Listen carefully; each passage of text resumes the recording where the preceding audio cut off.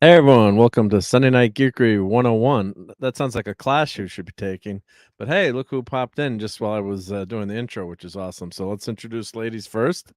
Hail to it's Courtney. Hey Courtney, Hello, hello. how you How's everyone doing? doing? Oh, you Very got my, good, my very good. fancy picture up there. Yeah, the Hungry Boy picture. Yep, yep. I know, it's awesome. So are you in a car tonight? You in the store? Or are I you I actually am in a car, almost to my home, and then I'm going to be driving up to Steamboat Springs. So I figured there I'd we pop go. in for a little bit and hang, and yeah, hope Great, everyone's great. having a good night so far. Well, it'll be even better night now that Yep. we're all hanging out, right? Yep. Yes. Hopefully, yep. And then we'll go counterclockwise. Never that way. God damn it, Mark. Jeez. To my buddy Dad Man. Hey, that there never you gets go. old. No, it Yep. doesn't. So great to have you here. It really And, doesn't get yeah. old. No, it doesn't. It really It's doesn't awesome. get old. Well, what's even crazier is Mark's laughing, his sinister evil. Yeah, the evil Yeah. Mark. That's the mirror universe Mark. Yeah. At least I got Clobby having my back. You know, Clobby's there to give moral think support. Like I poor feel Mark. terrible about it. I wish you would stop playing it, personally. I know. Never that way. God damn it, Mark. Jeez. And we've got the ever awesome Hail, buddy. God damn it! I'm sorry. Clobby. Mark. Hey, Courtney. How you do? I do. Do how do you do? What's up, man And of we got- dadness and Marco? And Yeah, look doing at good. Snortapoopas. Long Hail, Snortapoopas. Snortapoopas doesn't hang out with me anymore. I'm glad he's here hanging out with you guys. I feel like it's been a long time since I snorted a poopus. Yeah, he doesn't hang out in certain places, but he comes over here. Yeah, he's not hibernating over here. Yep. We're glad to have him here. Joseph Dredd. Hi, y'all. And of course, Lisa's here saying hi to Snort. And I guess those are mushrooms. Lisa. Are those shrooms? Hi to Lisa. And the What's dad up? man's in the chat. And where's the stream elements? Oh, and Castle's here too. Hail to Castle. Thank you for stopping by on Sunday Hey. evening. Hey, And here comes the judge. the Judge Dredd is here too. Yep. Judge Rep. Yep. Hi, Judge. So, so I hope. Oh, you know what? I got to keep showing this, but here I'll turn my camera on. Let's see if I have the right camera settings here. I don't know if we should auction this off tonight or, but I did get this fine Lord, shellfish really? cookbook. Yeah, so I almost killed Clobber Times Raquel and started at Star Trek. Stop being selfish. Yeah, I gotta stop being shellfish. So, if anyone, I Wait, got what is it? Explain to me because I Shellfish- can't see it on my phone. it's a shellfish cookbook. Ooh, fancy. so they've got some really good recipes in here. Yeah. Hey, Brian Hepburn's here. Oyster. Hey, Brian. Brian. Oyster Boingo Bongo. Let's see. Yeah. Page 35 had the best one. They had the clam pie.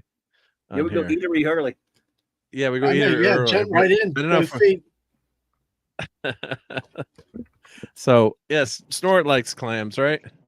Oh yeah, So I don't know if- He did tell me in one of my chats that he would eat the clam pizza if he could find a place that served it down here.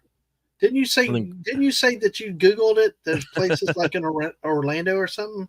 Well, you did. Someone would not me, but someone said there were some good places that Yeah. would clam pizza. Yeah, somebody did it, so you can find them.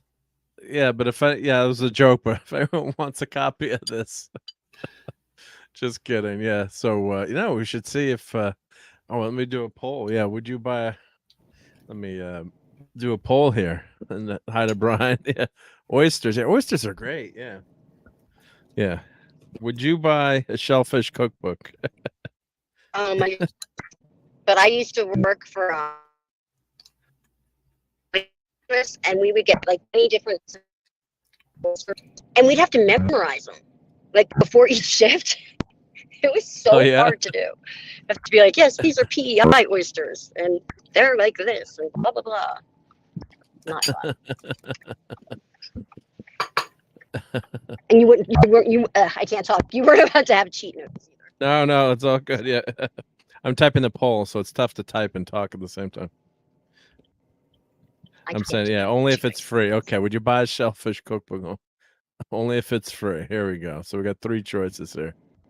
But yeah, we started early with the I have a question about eatery. clam pizza. It doesn't have cheese on it, right? No, there's no cheese. It's Yes, it's it's just like basically an think of olive like oil garlic based, bread. like yeah. Yeah, so think of it like garlic. It's almost like garlic bread with I'm sure that clams would be on it. delicious. Oh, it is. It's totally delicious. Yeah. And Brian says 0 quadrilles for the cookbook. Yeah. 0, 0, 0. Yeah. And thank you to My Clobber dad- and Tans for Like, making this overlay. Where's my eatery like it raw. overlay? Hmm. Here, Sunday night. Oh, wrong one. Sunday night eatery. There we go. we started early, but yeah. Not too much food tonight, probably. love But you it. never know. Yeah, Clobber and Tans did a great job with that one. Yeah. That's amazing. Like- It had all the best foods on it too, like ice cream. Yeah. Well, here's what happens when this is one of my favorite all-time Simpsons episodes. So I think this is The spy camera episode. this one. Watch this one. This is what. Yeah. This evening, I shall go for the squid platter. Ew. With extra tentacles, please. Yes, I had the squid platter with extra tentacles, please. Yes, and he then takes that cold the sign in the back, the cod platter, and changes it to cold pet rat. Yeah. If you play it again. This evening, I shall go for the squid platter. Ew. With extra tentacles, please. Dude, that's one of the greatest episodes of all time, and it's one of the earliest ones of all of them. Yeah, it's episode 10, I think, isn't it? Yeah. It's a spy camera episode where Homer's like caught with the belly dancer lady on the table. Oh yeah, that's right. Yeah. And it's all this stuff. Oh my! And Bart's like every day for weeks, like where's the spy camera goes to get delivered, and he's like, the female man, and Lisa's like, female letter carrier, Bart, and runs the door, and it's like, where's my spy camera? Where's my spy camera? And this male lady's like, where's my spy camera? Where's my spy camera? And they do it back to each other. Here's your stinking spy camera. Thank you, man. Sorry. Now, are these episodes where they were still like all shaky? Remember how they used to look like shaky? Well, that was the those were the shorts Tracy on the Ullman. Tracy Ullman show. Yeah, they're like 35 or 50 shorts. Then they were very, very, very short, obviously. Part on the bone. I remember. That's how I remember like my first, Simpsons. But this is when the show was actually like on. Great. And they also, I remember seeing they played some of those shorts at movie theaters. Believe it or not. So I remember seeing some of the Simpsons shorts in movie theaters. And I think it was some of the Tracy Ullman ones. My favorite of all time, though, was the camping episode. That'd be me taking the Dadmans into the woods. Is that a good siren, Bob?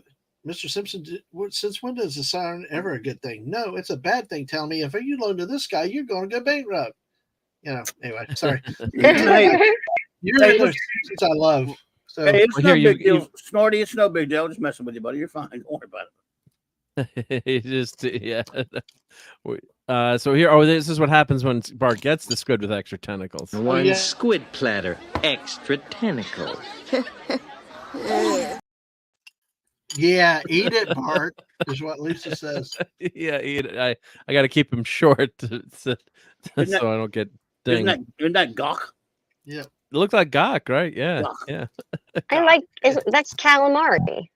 Right? Calamari, yeah. I love. Some people use it as bait. Some Italians eat it. See, that wasn't just calamari. That was the whole squid. That's like that's everything. This is like Mark and Ang level. The only person I know would give Mark around is Ang was going for that actual. Yeah, here, let's play it again so you can see it. One squid platter, extra tentacles. I don't know. I was at a sushi restaurant one time, and they brought like a live baby octopus out, and literally like bashed it with a hammer. It was awful. It was awful. I just remember being like, "What are they doing?" Why do they have to kill it in front of everybody? Well, they show that it's fresh, yeah. Yeah. But we all know octopuses are from another planet, and they're the most intelligent creatures. They're actually aliens. If you watch that show, Resident Alien. Well, And, not Nathan according to the Detroit Red Wings, Oh, yeah. though. They love Yeah. them. Nathan Lane is not Nathan Lane. Nathan Fillion. His voice is one of the octopuses. He's like the aliens in there. He's talking. He's like, "Get me out of the tank. They're gonna cook me."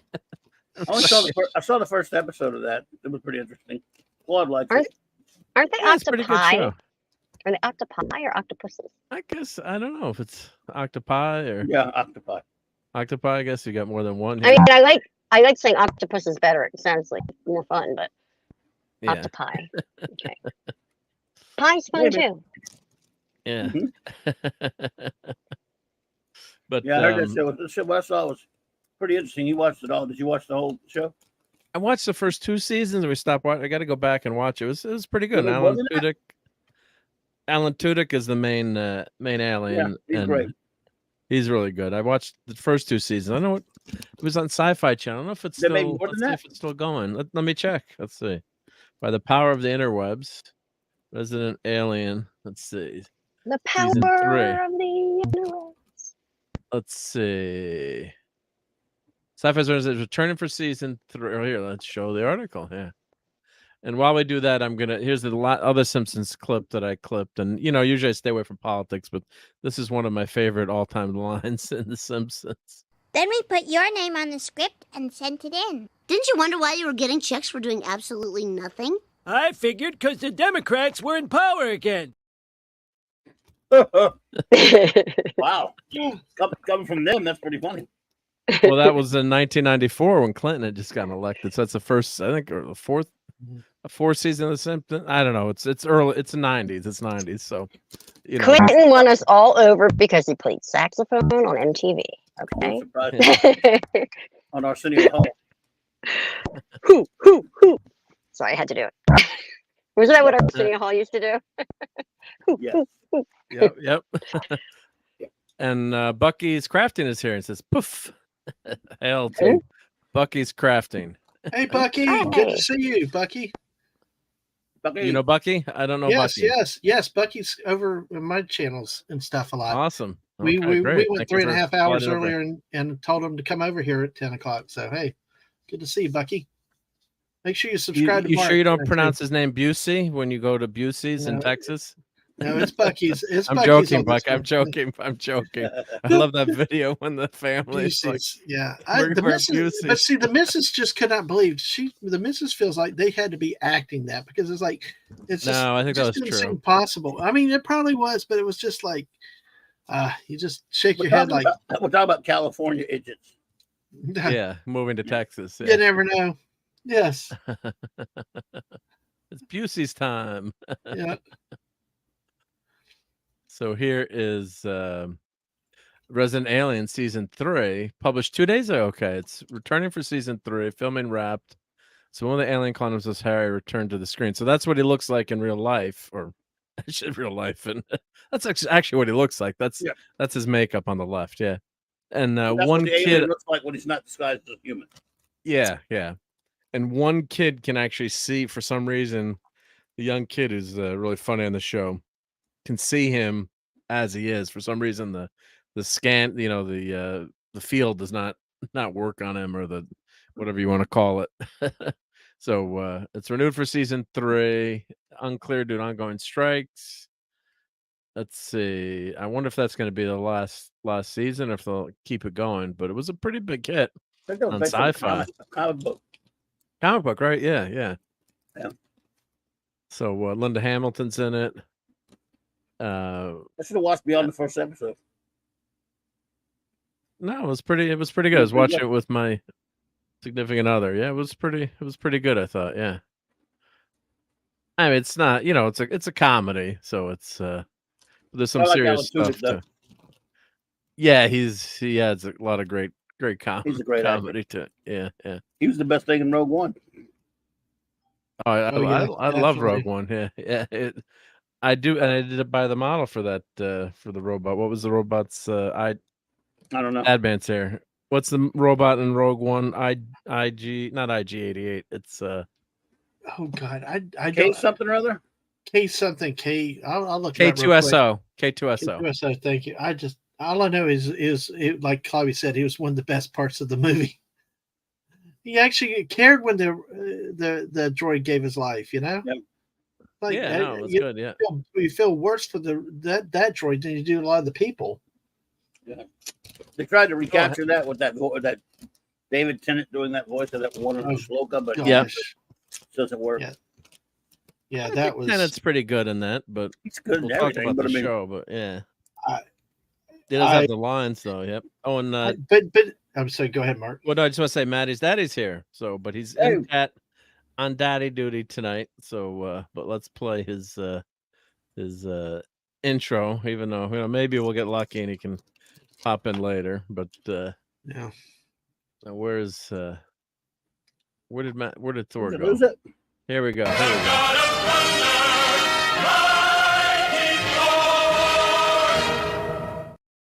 So hail to Maddie's daddy. And good luck with Hi, Maddie. Maddie's daddy. Hopefully Thor can handle Maddie. Thor can handle anything. Yeah. And let's see who we got Fanty Outsider here. So thank you for joining us, Phantom Outsider. Fanty. So the kid had I always can count on Phantom to get much better memory than me. The kid has a genetic anomaly. 1 in a million humans can see through the disguise. Yeah, it was it's just he's a mutant, I guess, right? Yeah, it's like yeah. And then Joseph Judd, yeah, K2SO. Yep. I got the nice model that I got to put that together someday. Yep. Yeah, and he was in Firefly too. Yep. This is Bucky. Yep. Mm-hmm. Yeah, he was good in Firefly. Yeah. The whole cast is good. They murdered him. Oh, he's also Steve the Pirate in Dodgeball. Yep. Oh yeah, love that movie. But what they did to Wash in Firefly makes me sick, man. That's the worst thing ever. All movie deaths ever. It's the worst. It's so unnecessary. It's horrible. What is a pirate's favorite letter? B. I know. Everyone knows you can say R. No, it's C. Haha. C. Oh, I gotta admit, I was expecting R. I got the C one. C for Courtney. C for Catwoman. Wow. Yeah, and Lisa said, "Yeah, the sheriff in Resident Alien. He was nuts. He was really good. Yeah, yeah. Who played him? His picture was up here. Let's see. Corey Reynolds. That's him. But he's like, I wouldn't call him conservative, but he's just hardcore, I guess. But he's a Law and Order guy through and through.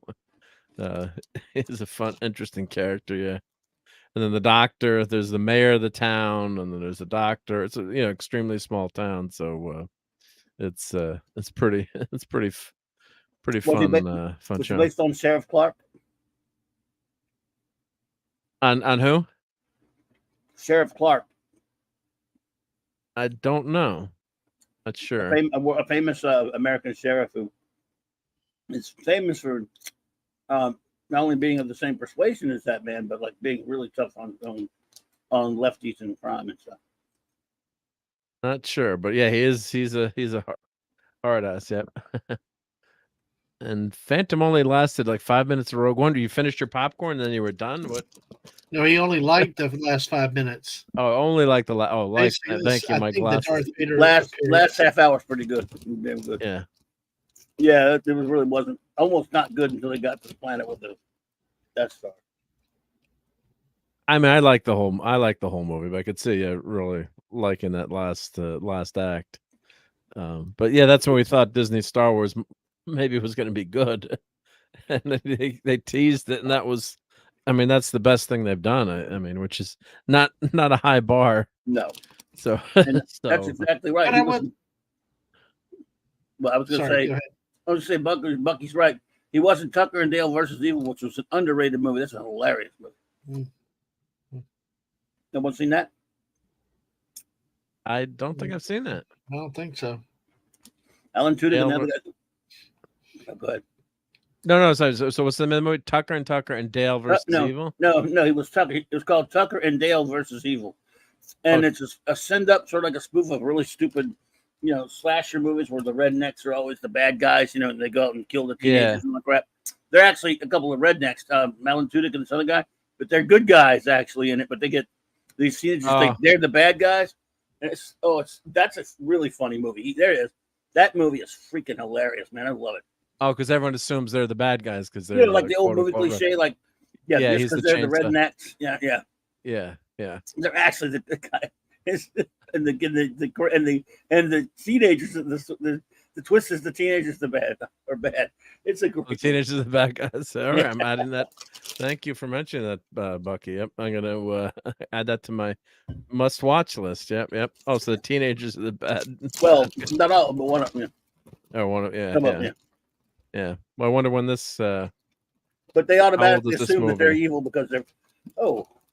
Yeah. I don't know, like 2008, 10, somewhere, I don't know. But they might, the thing is that all the cliches, like they think that the bad guys, rednecks, but they're actually a couple of nice guys. One movie. Right. Well, I'm adding that to the 2-watch list. Yep. Toxic Tuesday possibility. Toxic Tuesday kind of movie, right? Well, we were talking about that movie that Tucker and Dale, and I think Hungry Boy mentioned it's considered exploitation. There was a type of film. So hey, there's all kind of genres out there. So that's for sure. Exploitation. Yep. That's a new one for me. Yeah. There's a term. I think it's that or something close to that. I had to make sure I get the term. Double check. Hungry Boy made that up. In that. Well, no, somebody else had asked about it in the chat. So exploitation. Okay. Yeah.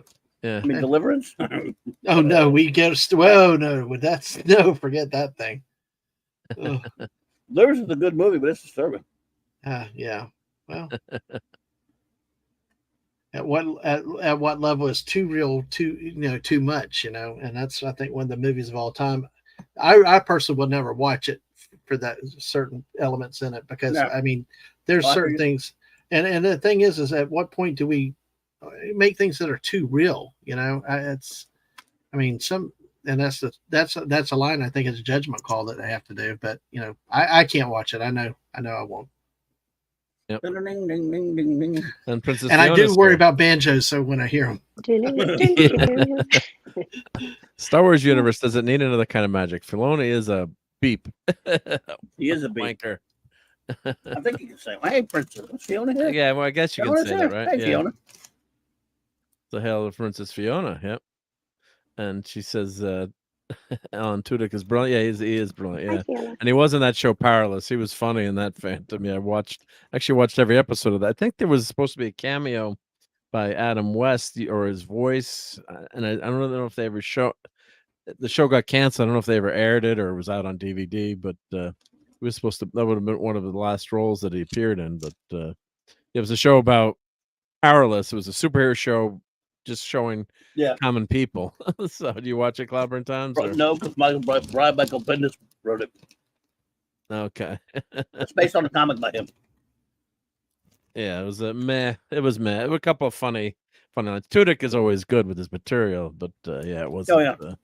He's also my favorite voice of Barry Allen, never the Flash on Brave and the Bold. Yeah. He was a good voice actor. But Phantom liked it. Phantom liked it. Yeah, I thought it was. But I don't know if the last episode ever aired. Yeah. I'm poor old Firefly. We must. Yeah. Well, hey, Larry's here. Hey, Larry. Larry. We need to do Firefly one day. It's been long enough. Well, that'd be a good show. Well, I don't know if Raquel would watch that in the club. I mean, she's seen Firefly. Oh, she's seen it. Yeah, I think she liked it. I could. Oh, okay, so that's one we could review too. I was one of those Firefly fanatics when it first aired. Yeah, I was part of that big crazy movement that was trying to get the movie made. Serenity. The brown jackets. I was a brown coat. One of the originals. Yeah. Oh yeah, I was brown jackets. That's one of the most tragic of things in TV history. What happened in that show? It might be the considering number how one. good it was. Yeah, considering how good it was. Yeah. Yeah, I mean, no one. I had friends of mine that when I tried to tell them to watch it, and they knew better because it was. I only watched it because it was made by Joss Whedon. At the time, I was a big Buffy fan. Angel was about to go. I mean, was still on? And, I think actually Angel was still on, and I watched it. And when it came on, I'm like, weird. They got like horses and spaceships, and what is this? Yeah, Western space. Yeah, but I was fun with it. I have friends that took me years to convince them it's okay to watch it because I said it's got horses and guns and it looks like a Western, but in space. I can't watch that. I had a lot of people that, and but did it get good ratings at the time or not particularly? It was on Friday nights, and didn't run the pilot first. They ran the train job first, which was the second episode. Idiots. And in fact, they didn't run the pilot second or third either. They showed the pilot later. Masters Maniac Mexico's here. hey, MMM, great to see you. Yep. What's up? I hope you're doing well. I saw a cosplay at Dragon Con one time of a guy. It was a kid. He was dressed like in a suit, but he made himself to look like he'd been beat up really bad and stabbed and with a noose on him and stuff. And he had a sign that said, Fox exec that canceled Firefly. Yeah. How many episodes did they only show? Like 10 episodes or 11 episodes? Here they only showed 11. Right, 11, yeah. And it was here, including the pilot. And how many episodes total? There were 3 that weren't shown here. Yeah. And then turned out they'd shown them on other parts of the world, but not here. And then eventually got to that first box set. I still have my first box set. It came out in 2000. I want to say it was like 3 or 4. Till we got to see the other 3 episodes. Yeah. Which was Trash, the message, and what was that? The whorehouse one. Joe Dog. Yeah, so did it get hey Joe Dog? Did it get really bad ratings, or it was just a sneak? It's been so long. Well, it was Friday night. So they just said, let's kill it. Yeah, I mean, it was up against baseball. It was up against a bunch of other stuff. Yeah. It was putting not a good slot Friday. Yeah. You don't start any new show like that. Heart of Gold. Thank you, Bill. Friday night. That's how rusty I am. I used to quote every episode. Now I'm forgetting names of episodes. Heart of Gold is an old article. Rusty. Yeah, I'm just horrible. So I love it though. But now, you know what? After like the first 10 years, I must have watched them so many times, and now I haven't watched it at all in about over 10 years now, maybe 12 years. Because we wanted to wait, and let it, go back to it and see if since I can still quote most of them, and since it's been, I want to wait, and then just dive back in. Because it only takes like 2 days, and then see if the movie pisses me off even more. Boy, the movie pissed me off so bad, and yet we were glad to get it at the time. Joss Whedon is an a-hole for that. Yeah, so this is an article about maybe doing a limited series. I don't think. Well, you never say never, but could happen. But who? No, don't ever bring it back. It's over. Yeah, it's too late. They're all too old. I don't want to remake. Glass died. I don't want any of them. Ron Glass. I have a cast picture. I'm only missing a few of the names from getting signed. The only ones I haven't met was I didn't get to meet Sean Marr or Gina Torres or Wash Whedon. I think I got everybody else. Oh, Morena. I think I didn't get Morena. But I got Ron Glass, so I got Alan Tudyk, and I got Baldwin and Fillion and Jewel State. I think Summer Glau. So we've got Courtney with us tonight. That's I think so. We've got Dad Man, Yeah. Hey. Courtney. You're stuck with me. Hello. I'm here. I'm transferring to my laptop in a second, so that's where I'm kind of. Yeah. Taylor Swift greater than Disney Star Wars. Oh, they made such a big deal about her being at the Chiefs game tonight. I was like, who cares that Taylor Swift's at the Chiefs game? With Travis Kelce. Oh gosh. It's like that stupid Tony Romo and what's her name? Jessica Simpson thing. It's gonna last like 3 weeks. Dude, what's even more travesty is that we got stuck. We're not near Kansas City. We're not near flipping Chicago, and we got stuck with that entire game the whole way through today. Oh my god! Chiefs Bears. Yeah, it was over at halftime. 34. It was like we got stuck with it.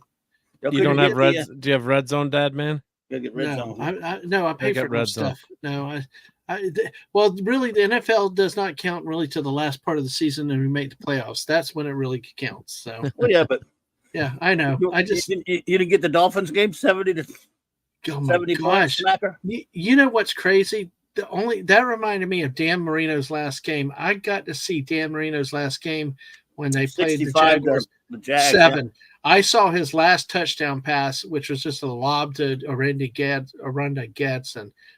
But it was such a depressing, to 70? See a great quarterback go out like that. But today, 70 points. That has happened since 1966. That's insane. Well, they only punted one time today. I think one of the touchdowns was basically there was a muff. They got the ball at the 3-yard line. So, yeah, but dude, when I first heard that, I was like, I bet there were a lot of decent defensive touchdowns, a special team. No, they were all on offense. 10 offensive touchdowns. But one of them came from the 3-yard line. That was the only one that was kind of maybe a cheap touchdown. But yeah, I know it is. The kicker kicked 10 extra points. Yeah, it's crazy. It's insane. It shouldn't happen. It's Sean Payton. Sean Payton ought to get fired. They won't. No, that was embarrassing. I mean, at least anybody plays defense at some point. Hey, Denver fans. You ought to go to the stadium next week if they're playing at home and wear the number 70 on your shirts. Yeah. I think they ought to wear number 15 for Tim Tebow just to throw it back at Elway. Maybe Elway will blame Tebow somehow. I'm sorry, I do not like Elway. But hey, on a more positive note, did you know that the Colts kicker kicked 5 field goals? 4 of them were 53 and 54. 3 were 53 yards and 1 was 54 yards today. Including the game winner. Kickers are getting much better. Crazy. Yeah, the guy hit a 62 or 63 yarder today. Our guy missed ours. Yeah. And I should also give a shout out to Taylor Swift greater than Disney Star Wars. So I don't think many people would argue with you on that one, but it's a great name. Yep. Yeah, she is, but is she really that great though? Or she's just greater than Star Wars? Well, don't get any Swifties mad at you because you'll be in big trouble clobbering time. So I think she's wonderful, but I think she should date a quarterback, not a tight end. Yeah. Yeah, I mean, Larry says Gina Torres was in Cleopatra 25-25. Yeah, that would have been much better than some of the games today. But I did Dad Man. We have YouTube TV, so you can get Red Zone for $10 a month, or you get the sports package, and you can always cancel it after football season. So instead of getting the whole NFL ticket, which is way too much money, but I guess if you're a huge sports fan of your team and your team, you're a cross country, Giants fan, so. Still in that area, but if you wanted to watch something cross country, I guess see to me that's how I get to watch it sometimes. Yeah. See, to me, the NFL is like, it's kind of like NBA basketball. You wait till the very end, and it becomes important. And like this part is really early in the season, and if I don't have a vested interest, like it's Cowboys or something, I'll go with whatever, But in the last few weeks, it'd be worth it, but I'd say hockey is more like that. Hockey you could get away with that. I pay enough for my college stuff, and that's really where my focus is. But hockey's cool too. We've actually invented a game on our channel called Focky. Masters out there. Masters knows what I'm talking about. He and another person created a game called Focky, and it's where you take hockey and combine it with football. I just think of Meet the Fockers. Right? Yes. So we got people that love it all. So Courtney, yes, sir. if you were Taylor Swift, wouldn't you rather date a quarterback than a tight end? Come on. quarterback all the way. Yeah. But they are never. So who's getting dating back Jessica together. Simpson? I thought Celebrities don't date tight ends. What's that now? Who's dating Jessica Simpson? No, it's just Matt Tony Romo. Romo. No, remember was. Romo dated her way back when? Oh, I was gonna call him something else, and I realized I can't Oh, say me that. too. I know. Me too. No, not I now. thought this Jessica Simpson got divorced. Or That was years ago. You don't remember when Years Romo ago. was with quarterback? She was with Nicholas Lachey at first. Okay. Remember Chicken by the Sea? She thought it was Oh, okay, yeah. You the remember tuna years fish was ago? chicken. You remember years ago when Romo dated Jessica Simpson and she went to the game just like today with Oh, with, okay, all the Taylor Swift? coverage, yeah. Linrod. Well, she's the hottest thing out there right now. So, I mean, Bucky's crafting likes the Fokker. Which model of Fokker do you like best? Oh, and Snort's not a fan of hockey. I would think that a bear on ice hockey would be your favorite sport. Whereas the ice you have no problem moving on the ice. You know, can't eat those humans. Yeah. Humans. Oh, Xena and Herc is the first action pack. Yeah, that was. Those were the days. Oh, those were the days. I just was actually going through all my trading cards, and I just bought a Xena trading card set. I don't know if I have it near me. I could show it, but yeah, that was one of the better trading card sets. It was all Callisto, Xena pictures, and Gabrielle. It was a very good looking. I was given trading cards recently, but they were Pokemon. Pokemon, yeah. Well, you never know, yeah. I only play Pokemon Go. I know nothing about Pokemon, but apparently they could be valuable. So I haven't opened them. I don't know. I just know the game. Did I hear favorite Fokker? Why? Well, I won't read the rest yet. And Snort answers the Fokker D Mark 8. Yeah. Good answer. Yep, that was probably the best one. That was the one that gave Snoopy a lot of problems, right? Yeah. The one that looks like a Ford Tri-Motor. Yep. Oh yeah, they do have a Fokker at the Henry Ford Museum. Yep, and the Ford Tri-Motor. Yeah, that Henry Ford Museum is great to visit. Yeah, the friend who was living out there works in.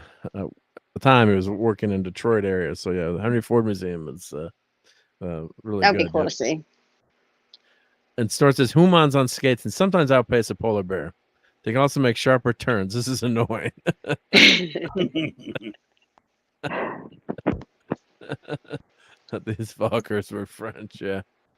Yeah, so everyone's a fan. Yeah, Firefly was a great show. But yeah, what a travesty. Yeah. That movie. At least if you've gotten a full season too, right? 26 episodes or. You know what? If they had a couple of seasons and then killed some characters, you'd be like, well, like Buffy did. Yeah. But to do that in that freaking movie, what they did, it's bad enough to lose Book. Losing Book was kind of like losing Obi-Wan. It happened in the movie. You're sad, but Yeah.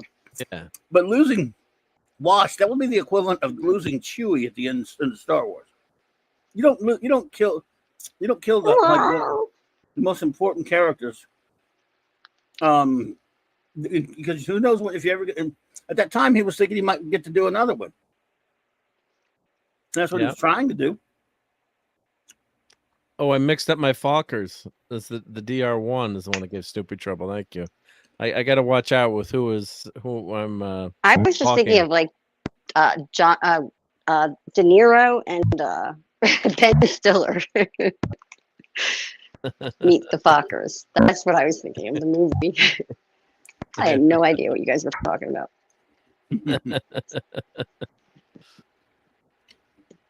Oh, the Serenity. Yeah. So, then the movie, of course, spoiler alert, it's been out for long enough, but killed off two of the characters in the movie, right? Book and Wash. Book and yeah. So, like, why would you do that? Let them live happily ever. At least especially with the limited number of episodes and stories you got. But it was a miracle they got to make that movie. I guess in some ways, right? It was fans. It was like fans, really, really, similar to what happened when they saw Star Trek from the lettering campaign. writing letters, going viral, with different things on the internet at the time, or whatever the internet was at the time, and really going after Fox over it. And, he's going to, everyone just wanted to get a movie, at least. Yeah. Would rather have a series, but he got a movie, and it's a really good movie. It's just he murders. Look, I can understand him. Again, Book is kind of like Obi-Wan, dying in a sense, but Yeah. Wash didn't need to be killed. And the idiot Whedon, we were so mad at him. The way he dies is horrible. He shouldn't have died anyway. Would that be Will Wheaton from the 80s shows? No. Okay. The character of Wash from Firefly. Mm. Played by Alan Tudyk. Him. Yeah, very short-lived TV sci-fi show that a lot of people ended up loving, and couldn't believe it got canceled. Yeah, and they went back and they actually made a movie in 2005. 2 years later. 3 years later. Oh, it only made 40 million at the box office. Well, this was back when DVDs were king too, selling. So they must have sold a ton of DVDs. I'm assuming. The box set of the series so great. That's how they got part of the reason they were able to make the movie. Yeah, so they must have back then. They must have sold a ton of DVDs to, But then they only made 40 million. I can't believe that. Wow, I went 10 times. I contributed. Yeah, so you're 1 million, but yeah. Even though I was pissed off every time I walked out of what they did. It's bittersweet because it's a really good movie. You got to see the characters one last time, probably the last time forever. Yeah. But you still held out hope. Alan Tudyk he didn't appreciate it. He said, "What am I supposed to do?" Everybody, you go to cons and fans are, try to talk to him about it. It's like, don't blame me, man. Yeah, I'm not the writer. I'm just the actor. Yeah. No, it was a good movie. Yeah, it was interesting. Was that a bot? 007-335. I don't know. Well, hell, since I don't need it, I live by the ocean, not by the ocean. Maybe talk about the poll about the clam. Would you buy a shellfish cookbook? Live bot. Yes, 16%. No, 53%. Only if it's free, 32%. So maybe that's what. And hail to 017-335. If that's, I'm guessing that's not a bot. Yep. One of the binars. One of the binars. Yep. There's that cast. What a great cast. All of them were great. That's 9 people. A cast of 9. You wouldn't think would, tough to get that. Yeah. Be that great, and they were. Only missing Jewel State was always a cutie patootie. Yeah. Oh, she was beautiful. She was the only one missing from that picture. Gina Torres, she was great. All of them perfect. Oh yeah, the Planet Miranda. Yeah. Yeah. So you did get the movie. So, but I guess that's probably the. I'm guessing that's the end of Firefly. Yeah. You think 2005? You think? Yeah, no, that's stop holding on. Yeah, it's been 20. Yeah, and then he tortured fans with it for years. Like, you never know. They jangling the keys and joking around. Like, shut up, man! You're not gonna do it. I don't blame him for being pissed off at them and the way they treated it. And he just said, "I can't do it. I get it, but you shouldn't treat fans like shit. Fans are the ones giving you a shot that kept it alive, at least for a movie." Oh, so the 4K Blu-ray was released of Serenity on 2017. Yep. Collector's edition DVD. I wonder if they if they're ever going to release that was an HD DVD. I didn't get that. Did they do because I have a couple. I have the series on DVD and like a Blu-ray of it. And a Blu-ray of the movie, a special edition of the movie and a Blu-ray of the movie. That 4K, what is it? Did they ever do like one that was a series that had it all, both the series and the movie, I wonder? Yeah, so just checking here. Yep. Book was an operative. Book was probably an operative. He didn't really definitively say it, but he knew what an operative was. And then when Mal says, "You have to tell me about that sometimes," no, I don't. Of course, there was another episode where Book was shot and hurt, and the alliance took him right away, like, oh, he was a big important.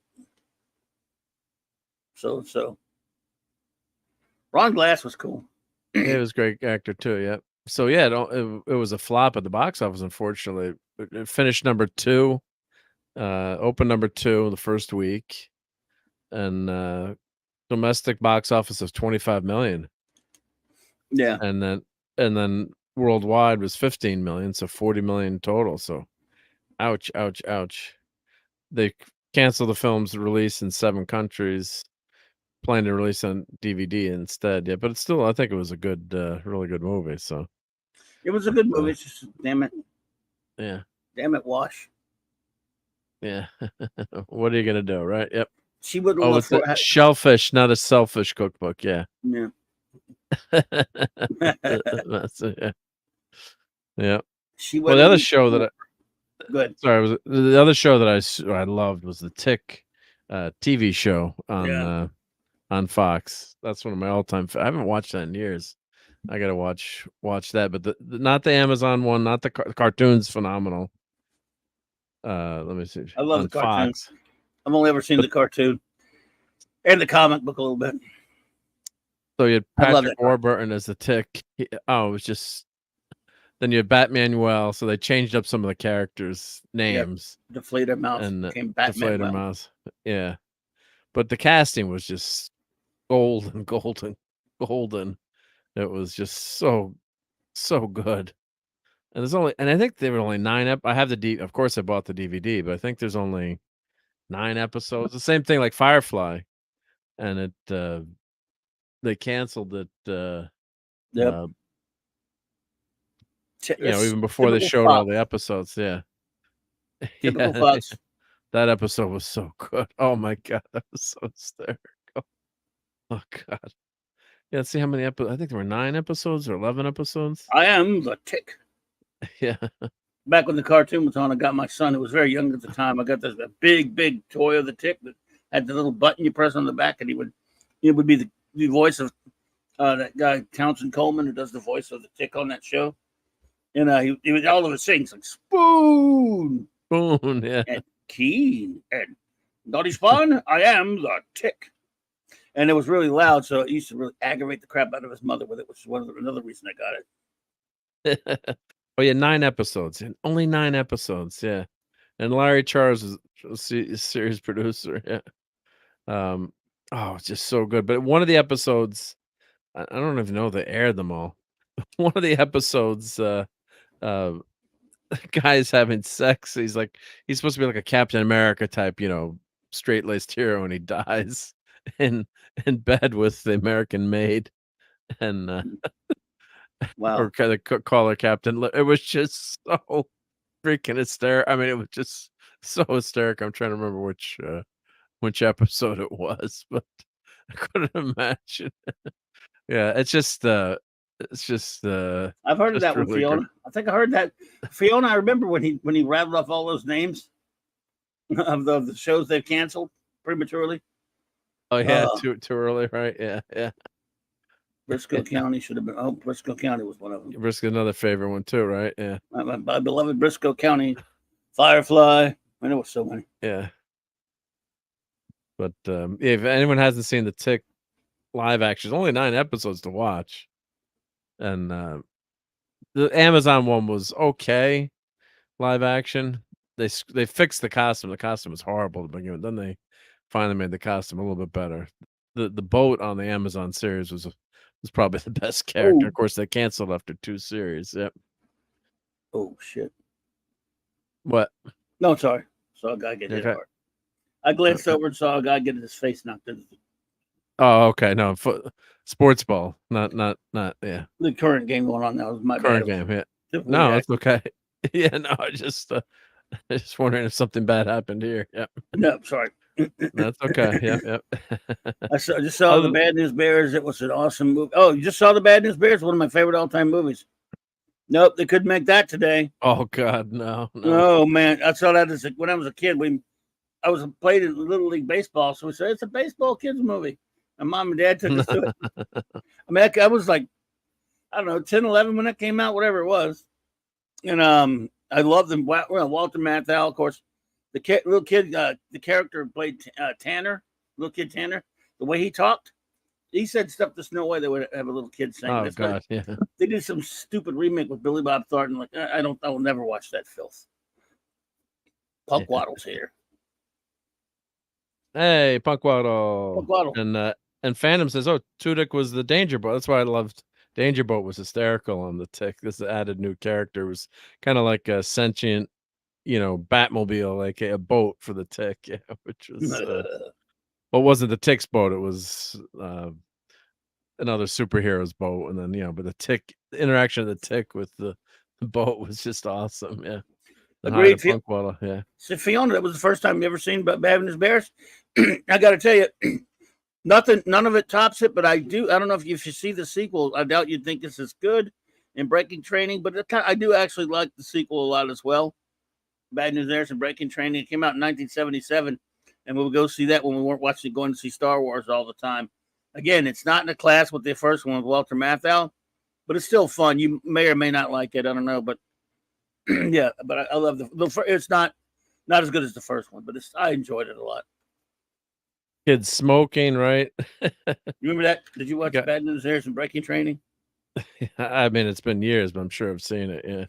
Where they all steal a van and go play a game in the Astrodome. And that was a big deal. Astrodome was a big deal back then. It was a big dome indoors. Yeah. Yeah, I know. From they drive to California, all just the kids. Well, back when kids were on their own, yep. Crazy stuff, the 70s, yep. You're talking about Jackie Earl Haley. Boy, he was great. Oh, he was great in that. Yeah. He was good, yeah.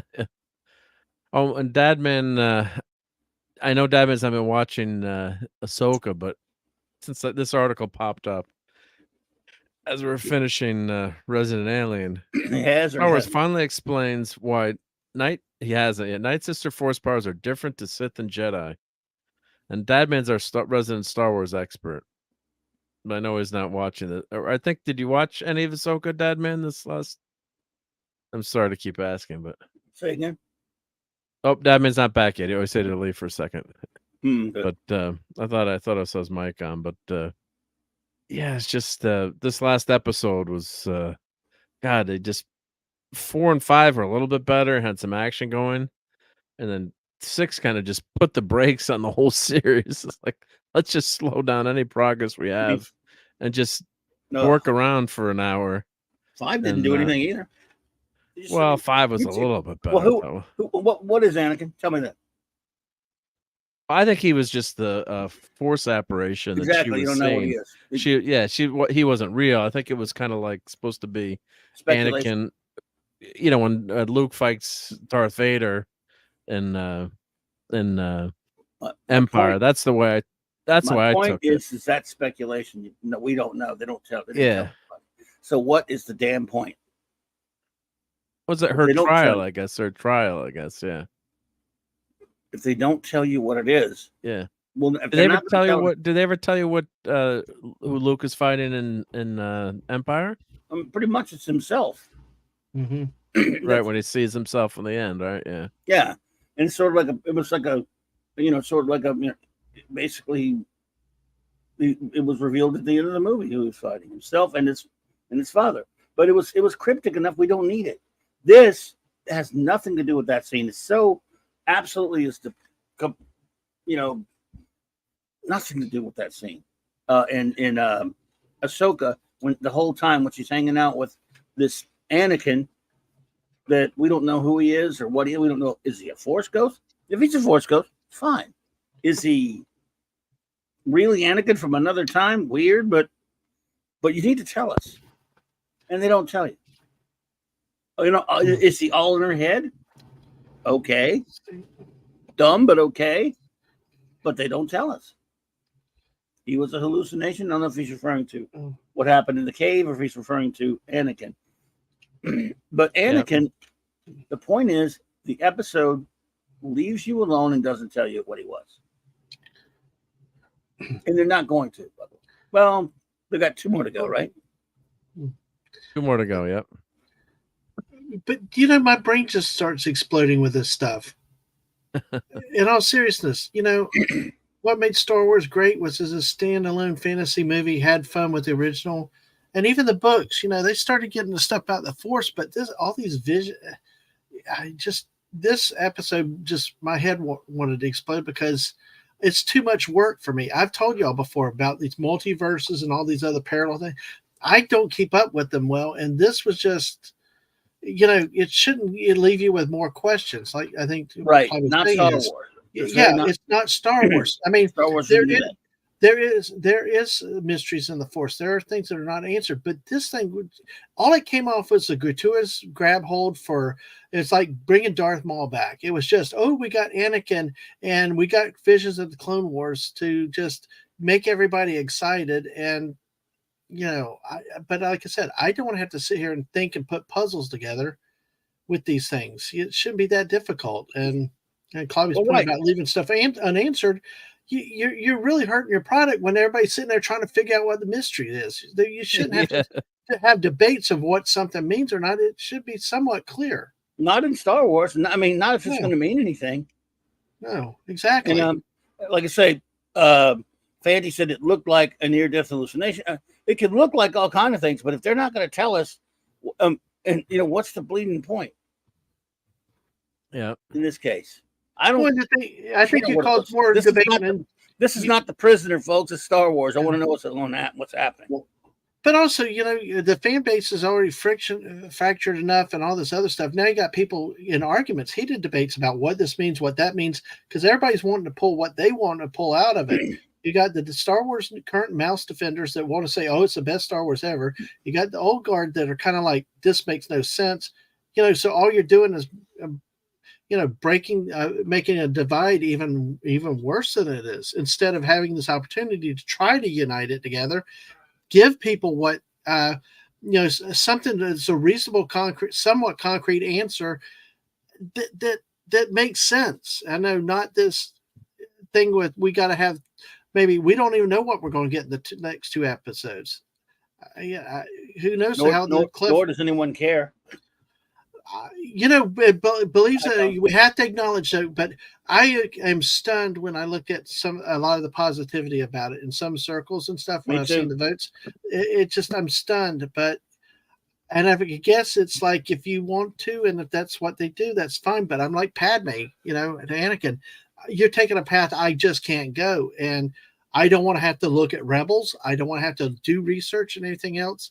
And that's what the glory of the three original movies were. You didn't need all that other stuff to put them together. They could stand alone, even individually. They worked better together in tandems and stuff. And even the prequels, did pretty good with that. But this, taking any franchise to say how you have to read all these stuff or do all these other things to get this. I've even heard people that have said they've watched Rebels. Some of this doesn't make sense. But then again, opinion. Things hit everybody different, and that the biggest thing in our entertainment is, I don't know. Like I said, I'm just one that don't want to have to sit there, think, and be left with questions. I mean, one thing is having a cliffhanger, and I don't like it. I honestly think the series is very bad, and I don't think from a Star Wars standpoint. I'm talking just from bad television. I agree. It's slow. It's boring. It is not like Star Wars because there's no music in it. The little bit of sound effects of music are not like they are in the movies. The whole Star Wars experience really is driven a lot on the multimedia effect between the action you see, the visuals, also the music. You can't underestimate the music and the soundtracks. This is like, there's very little upbeat music in it, and I understand that Ahsoka was a jilted character because of the thing, but I didn't think she was that dark. I thought in Rebels, from what I heard, I know the Clone Wars, but they made this such a moody character that it's like you want to cheer for the bad guys. If I want a dark, moody character, I'm going to cheer for the Sith guys. Anyway, sorry about that. It just I'm. Well, I only watched the first 5 episodes of Rebels. I'm supposed to catch up some more this weekend, and it was really grabbed me. I mean, not that you, and I only watched it because I want to know about these characters. I think you probably don't have to watch it, but it has more impact once you just watching, a few episodes. But I'll be honest. I really honestly tried to go into the series to watch it open mind. I really tried to go into watch it with open mind because I've got a lot of friends that like a lot of the stuff. I really tried to watch it, but like I said, forget even the Star Wars. It's bad television. It's so slow. It's so boring. This last episode was really, really boring. I think I've fallen asleep during a couple of the episodes, but it grabbed me a little bit, and then I wanted to I wanted to know about Ezra, and so then I started. Let me watch Rebels because I hear it's really good, and I should watch it anyway because I'm a Star Wars fan and heard it was good. Yeah, Batmanuel, Nestor Carbonell, was the mayor of Gotham. Yeah, he was good in that too. Yeah, but this last episode, I thought the previous two episodes were better. And I even think you thought that the 5th episode was a little bit better, but then 6 just put the brakes on it. It was just nothing happened in the episode. And all this Night Sisters. Did you know about the Night Sisters? And I guess now they're saying Maul is his mother was a Night Sister, and the Sith are trying to steal their powers. And I'm just making stuff awfully complicated. They're stuck in this other galaxy, but none of the characters have any charm. And then when you see Thrawn, you finally get to see Thrawn, after reading Heir to the Empire. And if you watch I guess Thrawn is only in Rebels, correct? Yes. That he's not in any other Star Wars series, but they bring unimpressive. But still, in this thing, they bring Thrawn out in here. I was surprised they did. I was waiting for them to wait till the last episode to bring Thrawn out. But these so-called, if you know Thrawn in the EU, he's very militaristic, very formal, very feared, and you would not expect his troops chanting his name out. You would not expect his troops chanting his name. That's not military discipline. You would not expect such cruddy, dirty-looking uniforms. You would expect. Look at his uniform. I was all these details. They were stuck on this planet, right? So people probably not watching it, and there were some stormtroopers with like all these uniforms all dirty. It's like you've been stuck there for years. It's not like you just crashed on the planet. You'd clean up your uniform or your armor, right? In the military sense that Thrawn was, yes. Because when he came back in Paleon, the Imperial Remnant deferred to him because he was in the outer regions. And when the Emperor died, he came back. Not this thing being held by whatever. He returned, and there's a lot with this that.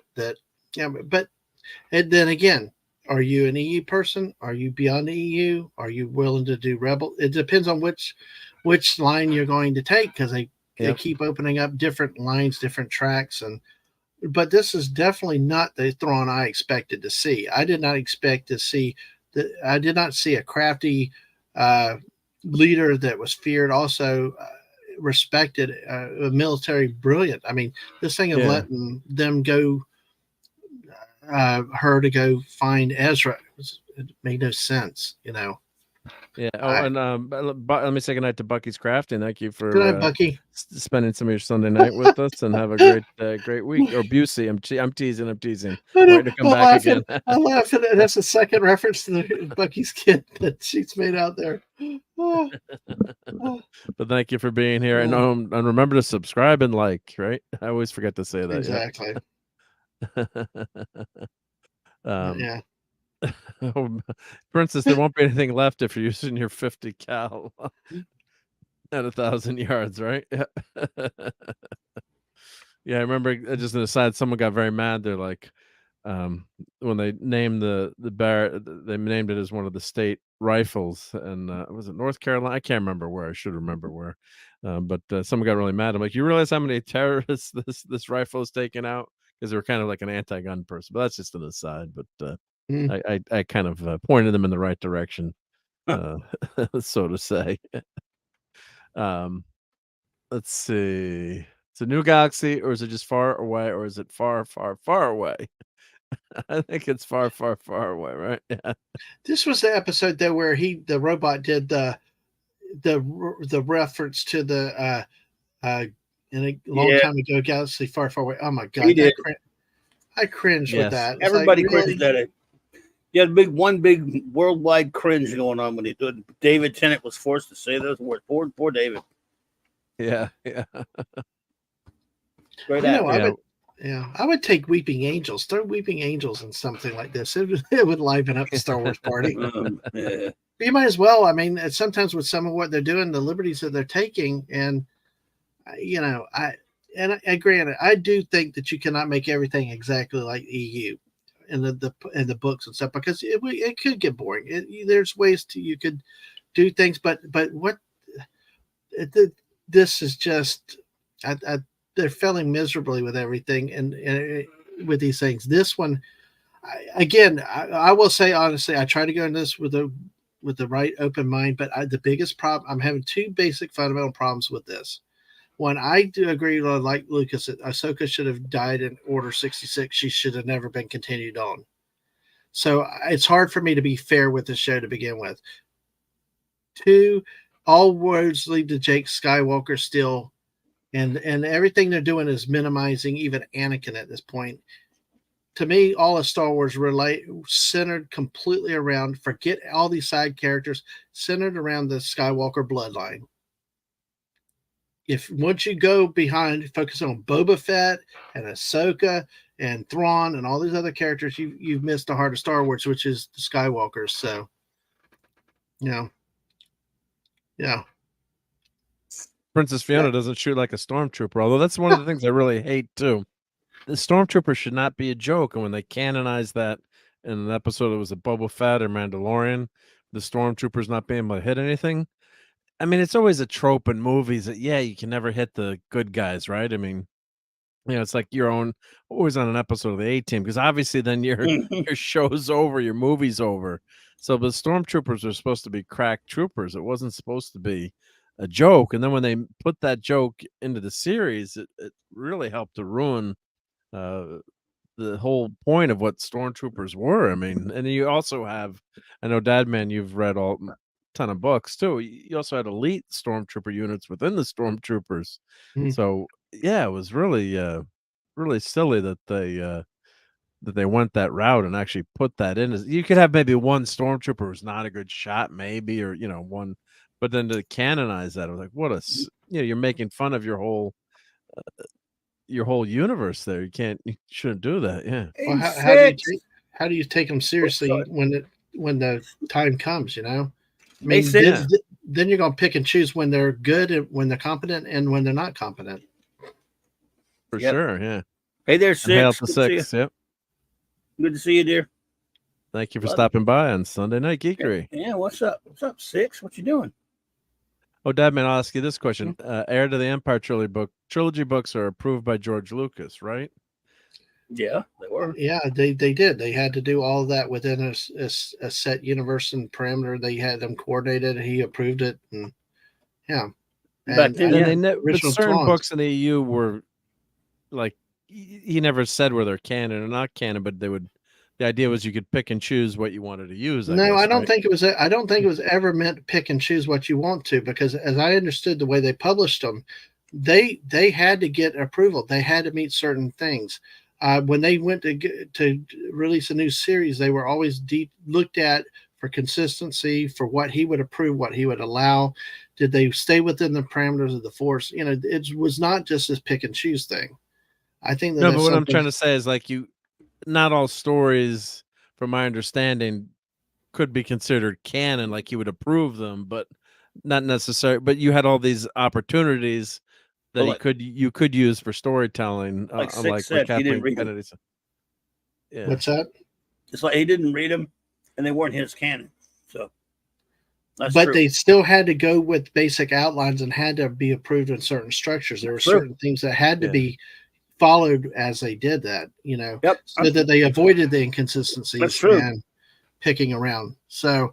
And it is an allowable method. It could be done very easily that way. You don't, as long as you keep your major plot points consistent, and you don't necessarily need to get into the details. So, Princess Fiona has a very important question. Did any Jedi die in Order 66? Doesn't seem like it now, Kiadi Mundi and one of those green chicks and a bunch of kids. That's about it. Ayla Secura was one, yeah. Ayla Secura, the Blue Twilight, and the Conehead, Kiadi Mundi, and pretty much a bunch of kids. Yeah. Well, there was also they showed a few of them in the. There's another one that Ali Sass is one. They're Jedi. Tons of, I believe, plenty of them did survive, and that's fine. But it is getting a little silly. That, you know. Well, look, you can take lightsabers up through the chest now, and only women can. That's true. Yeah. Brian Hepburn says Disney and Zahn rewrite a new Thrawn trilogy that supersedes Heir to the Empire. You know anything about that series, Dad Man? Yeah. I'll defer to Poppy. I've been hearing stuff about that, but go ahead.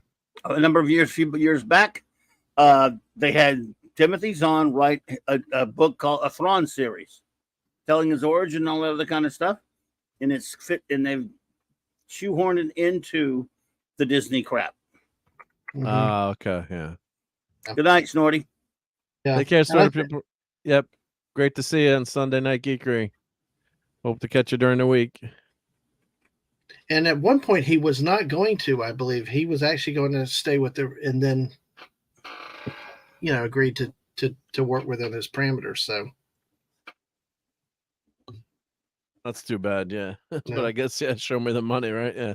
And Six is saying, if you look up canon and Wikipedia and scroll down, there's a bunch of quotes from George saying what he thought of the EU.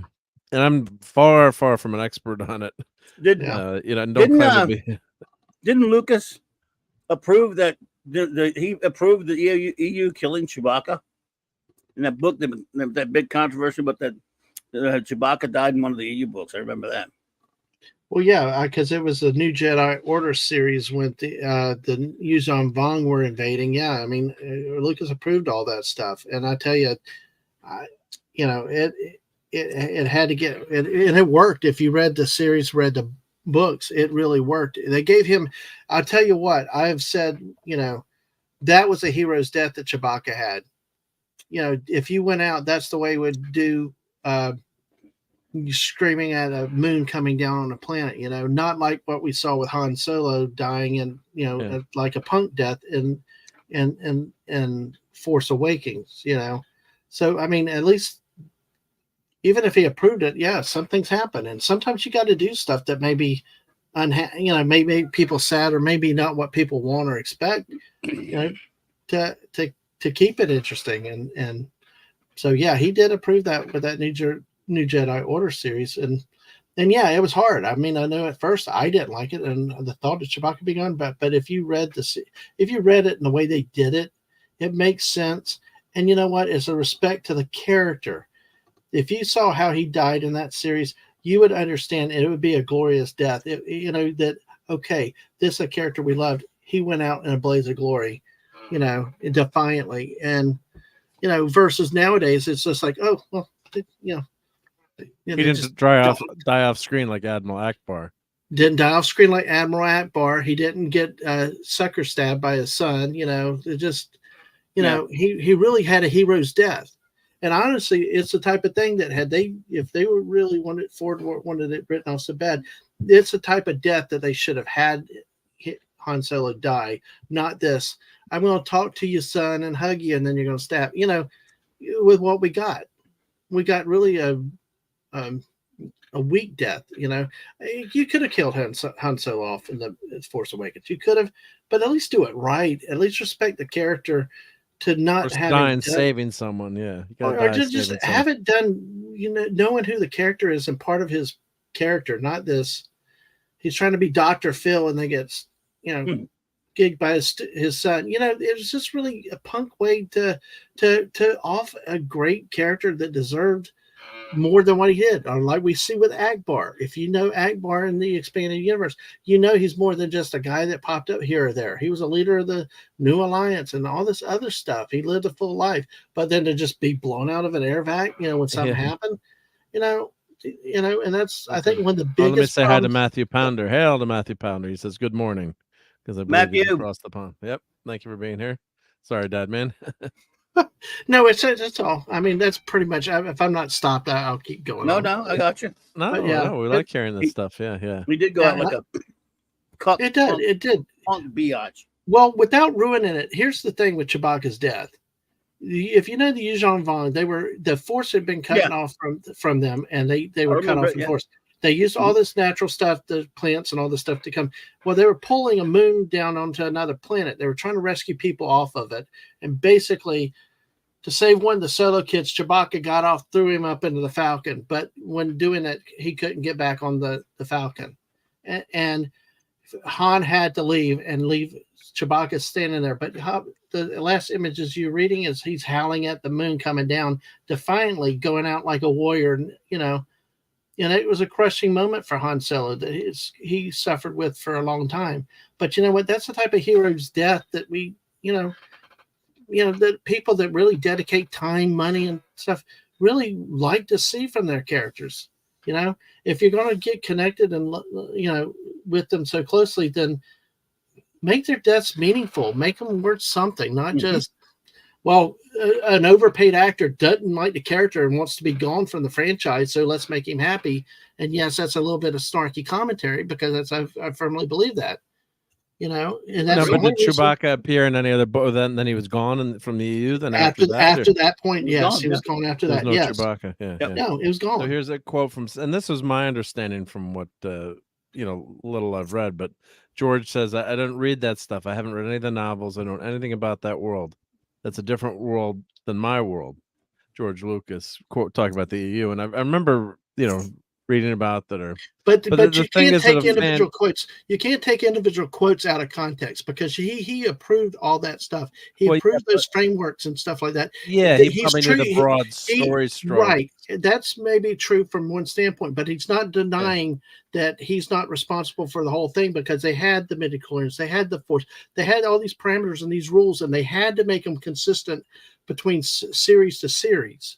I don't trust Wikipedia. I don't trust Wikipedia because that's also been a source of debate from old school Star Wars people. That the information out there has been changed, like our Wikipedia. Do you always change Wikipedia? But I remember reading stuff like that in magazines, similar, I similar to that statement. I remember seeing stuff like that. I buy into Lucas saying that he didn't read that stuff. Why would he? Right, he doesn't need all the detail. He's not a detail guy. He's the big concept, broad idea person. And as long as everything operates within those general rules and principles, the details don't necessarily matter as much. But I mean, we're talking about issues about the big issues here with what they're doing with these shows. Yeah, and then of course it's a novel too. So the thing is, you can, count it or not count it. It's up to you and your imagination whether or not you want to say it really happened or didn't happen or. I read a ton of Star Trek books, a lot of them, quote unquote, they're not canon, but you can imagine them happening. Doesn't take away or remove the interest or the enjoyment you get from reading some of those novels. So the U is kind of like that. And I guess the shame is, Mara Jade and some of those great characters that you had in the EU could have been plucked by Disney Star Wars. And they just, I guess they're just using Thrawn and a couple of just, but they're getting rid of that whole storyline. So like you said, that man, the whole thing ends up as a pile of dung. So I remember when The Force Awakens opened, my dad's a huge, Indiana Jones was his groove, but Star Wars he really ended up liking too. So unfortunately, then he was sick and he didn't have a lot of time left. I said, well, Dad, maybe you want to go see the movie with me? Be kind of remembering going to see those original movies with them. Mm-hmm. And when so Han Solo die and his son kills him, I'm like, all right, I'm not dad doesn't need anything depressing right now. I'm not taking him to see this movie. A, it wasn't a good movie, and B, they kill off the character. And then of course at insult to injury, Leia runs up and gives Rey a hug and ignores Chewie. It's like, who the hell is editor on these movies or directing these? It doesn't even catch that. She even know who Rey is. I mean, maybe after she'd go maybe say something to Rey, but just insanity. So just the sequels were a total disaster. The prequels I end up liking for the most part, and it always felt like Star Wars. Like, we talk about Star Trek. I know a lot of new Star Trek doesn't seem like it's the same universe. Like we watched those. I watched the Extreme Star Trek shorts with clobbering times the other night, and how disgusting and horrible they were. I mean, just the one with Spock and the transporter accident, and just, I mean, just doesn't seem. You're like, what the heck are they doing?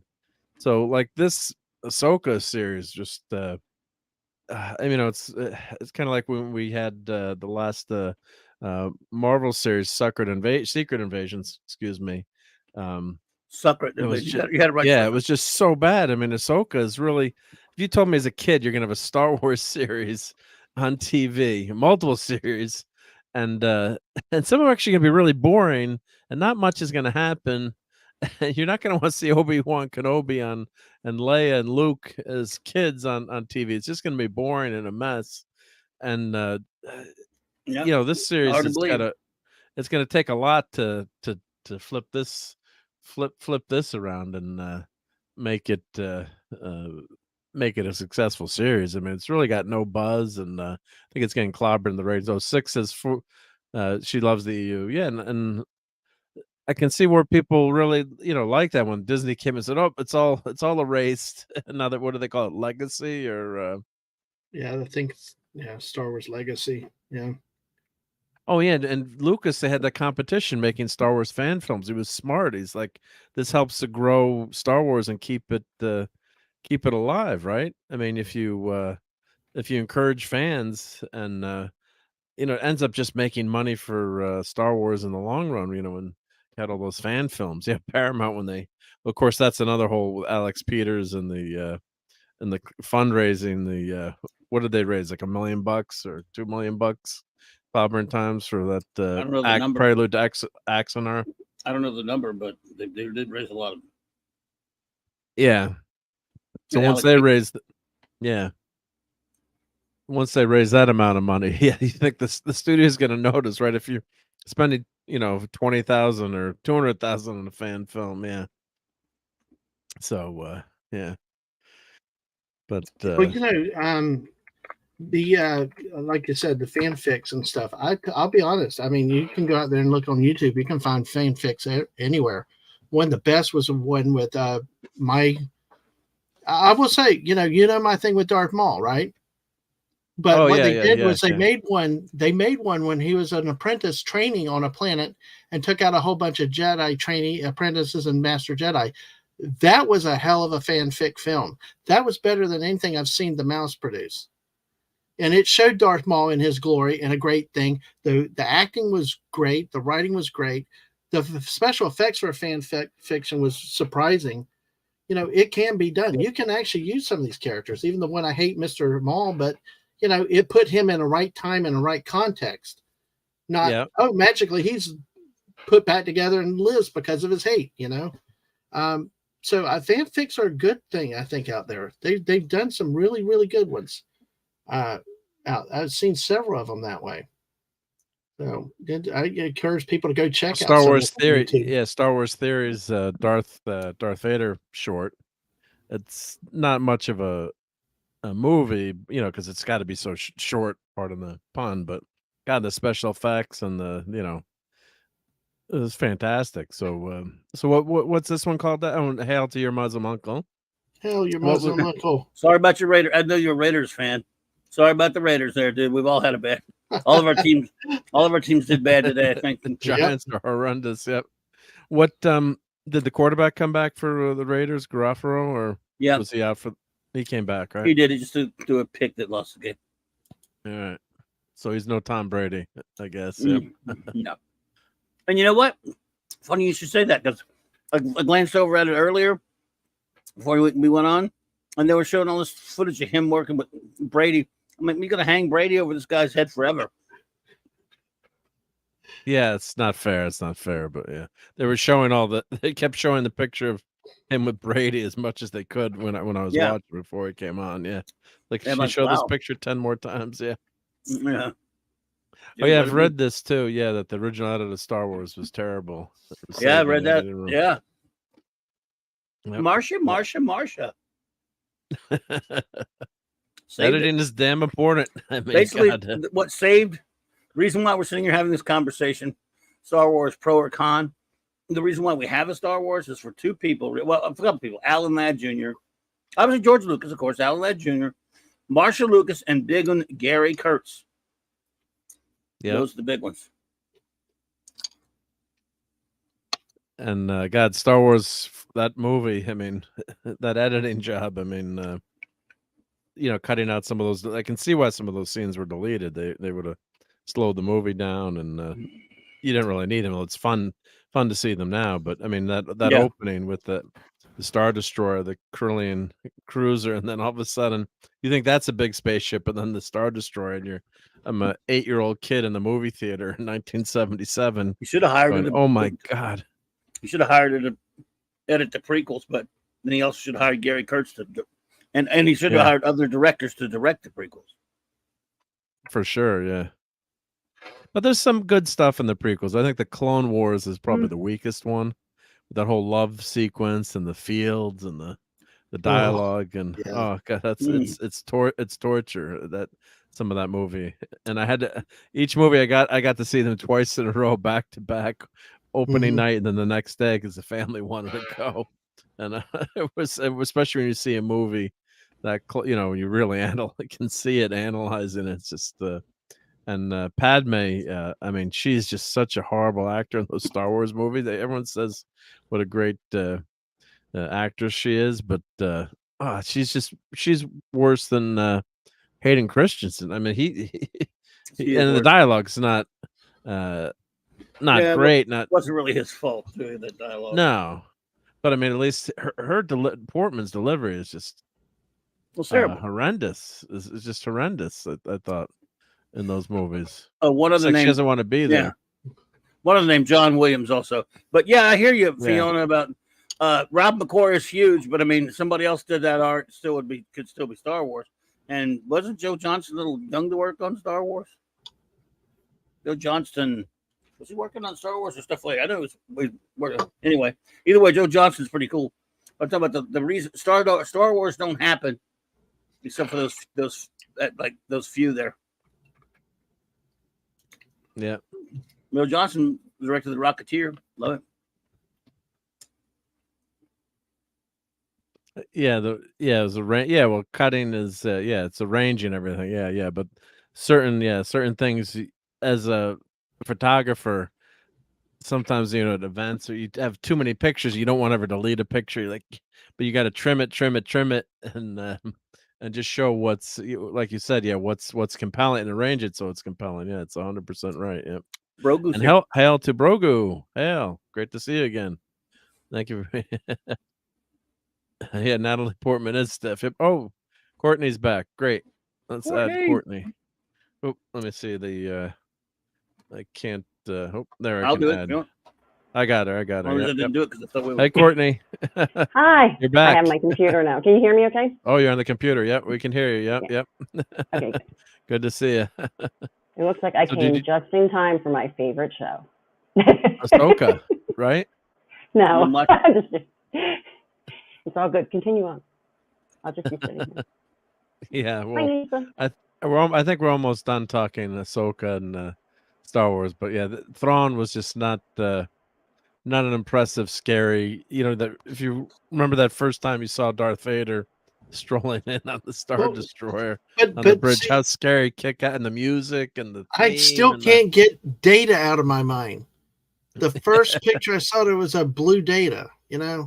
Yeah, it's just. I mean, at that point, it was like gone. I mean, yeah. Why did they do that with the hairline? It didn't have to be so robotic looking, right? With the straight back. I mean, it's just. I mean, and I guess that's like. He probably should have had more glowing red eyes because the Chiss eyes were more glowy than that. Not just this dull red. I mean, they're really not glowing, and physically, you'd expect more red or more of a glowing red, not just what they do there. And even in animation, that was a change from what it was before, where it's just solid red. But can you see in the dark or? Oh yeah. I don't know about in dark or whatever. I'm not familiar with just wondering biology, but I know that they have a whole biology set and all that stuff. If information's out there, but but their eyes were glowing, more glowy than what they're in this. Kind of like Rudolph. Series. Yeah, kind of. Yeah. I think we're on different wavelengths here. Nothing wrong with anything that Princess Fiona said. That's all true. But don't even get to that stage without Alan Ladd Jr. and Gary Kurtz. So, yes, later Marsha and Johnson must have been young, huh? But Rob McCord, yeah, nothing wrong with any of that. Yeah. That's for sure. Yep. But why don't we talk about some? One last thing that I will say to be somewhat positive is Lisa made this statement right there. Best part of Ahsoka is Balon and Shin, and I agree with that absolutely, because those are the two characters that really actually have some interesting and gravitas, that I'm really interested in, So I want to say something positive. So there, that was a positive. But I'm going to be negative. I was not impressed with Sabine in live action. I liked her in the what little I've seen of Rebels, but my goodness gracious, they're mopey in this series, and why the heck is she training to be a Jedi? That's redonkulous. She's not. So she's a Mandalorian warrior. Yeah. So. But then again, the rumor. I don't know how much is rumor, how much has been determined, but it's like the thing is that almost the Force can be used by anybody if you work hard enough at it. It seems like it may be changing, and the whole beauty of the Mandalorians were they were known as the Jedi killers. That's why in the EU, Jaina Solo went to go fight her brother Darth Caedus. She went to train with Boba Fett because the Mandalorians were hard bent and really effective at killing Jedi and Force users. So now you're taking a Mandalorian and like.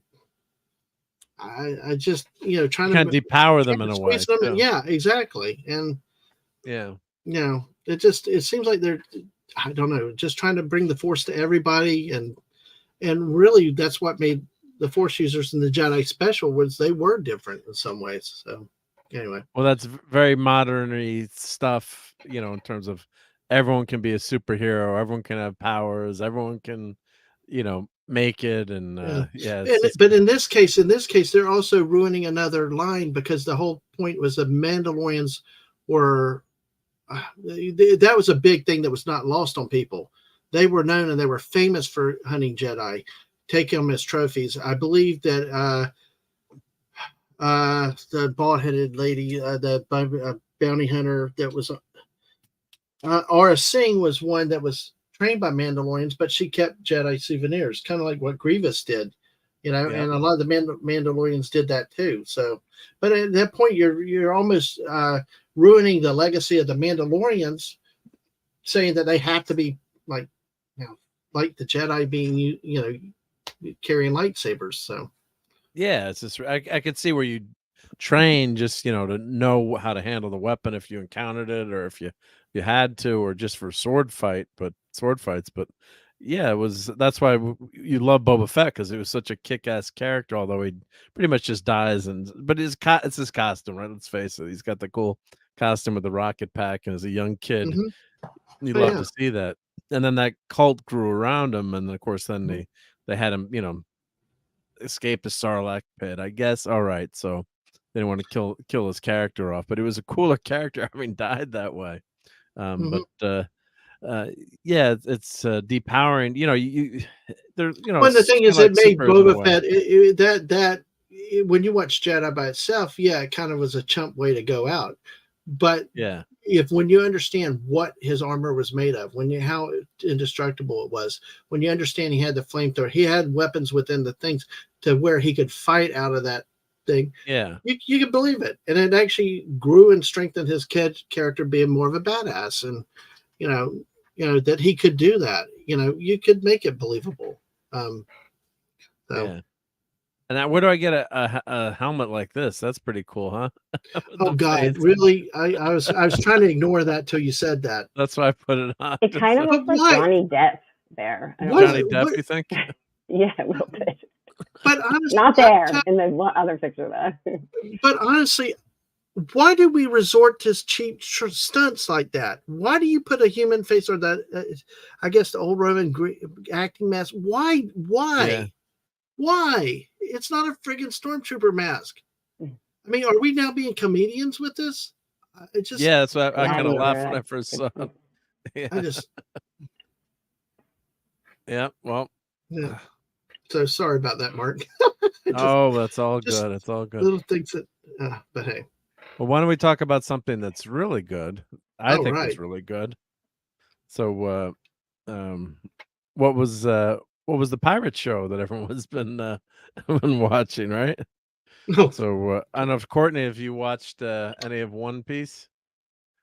Do you know anything about One Piece? The only One Piece that I watched was part of the original like anime when Kai was trying to get me into anime, and he gave me Okay. a choice of One Piece and Attack on Titan. And Attack on Titan I liked. One Piece is like way too much going on.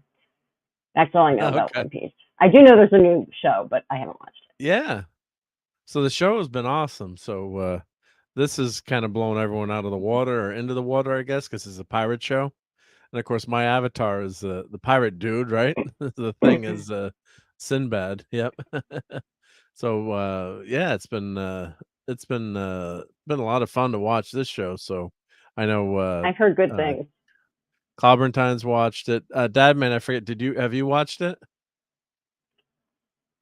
Dadman had to leave for a second. He shall be right. He'll be right back. He's getting some blue milk. See, he's not here, so I can tease him. He's probably getting some some blue milk. Blue Yep. milk? From I want to know about blue milk. yeah, Like they make blueberry Luke milk? Skywalker drink that in the Star Wars sequel series. So he's I was gonna milking say, I a had strawberry crazy cat. Yeah, it was that's like the joke, just Yeah. how bad, how sad it was. Yeah. So yeah. Some MMM says born early to catch up with One Piece. Yep.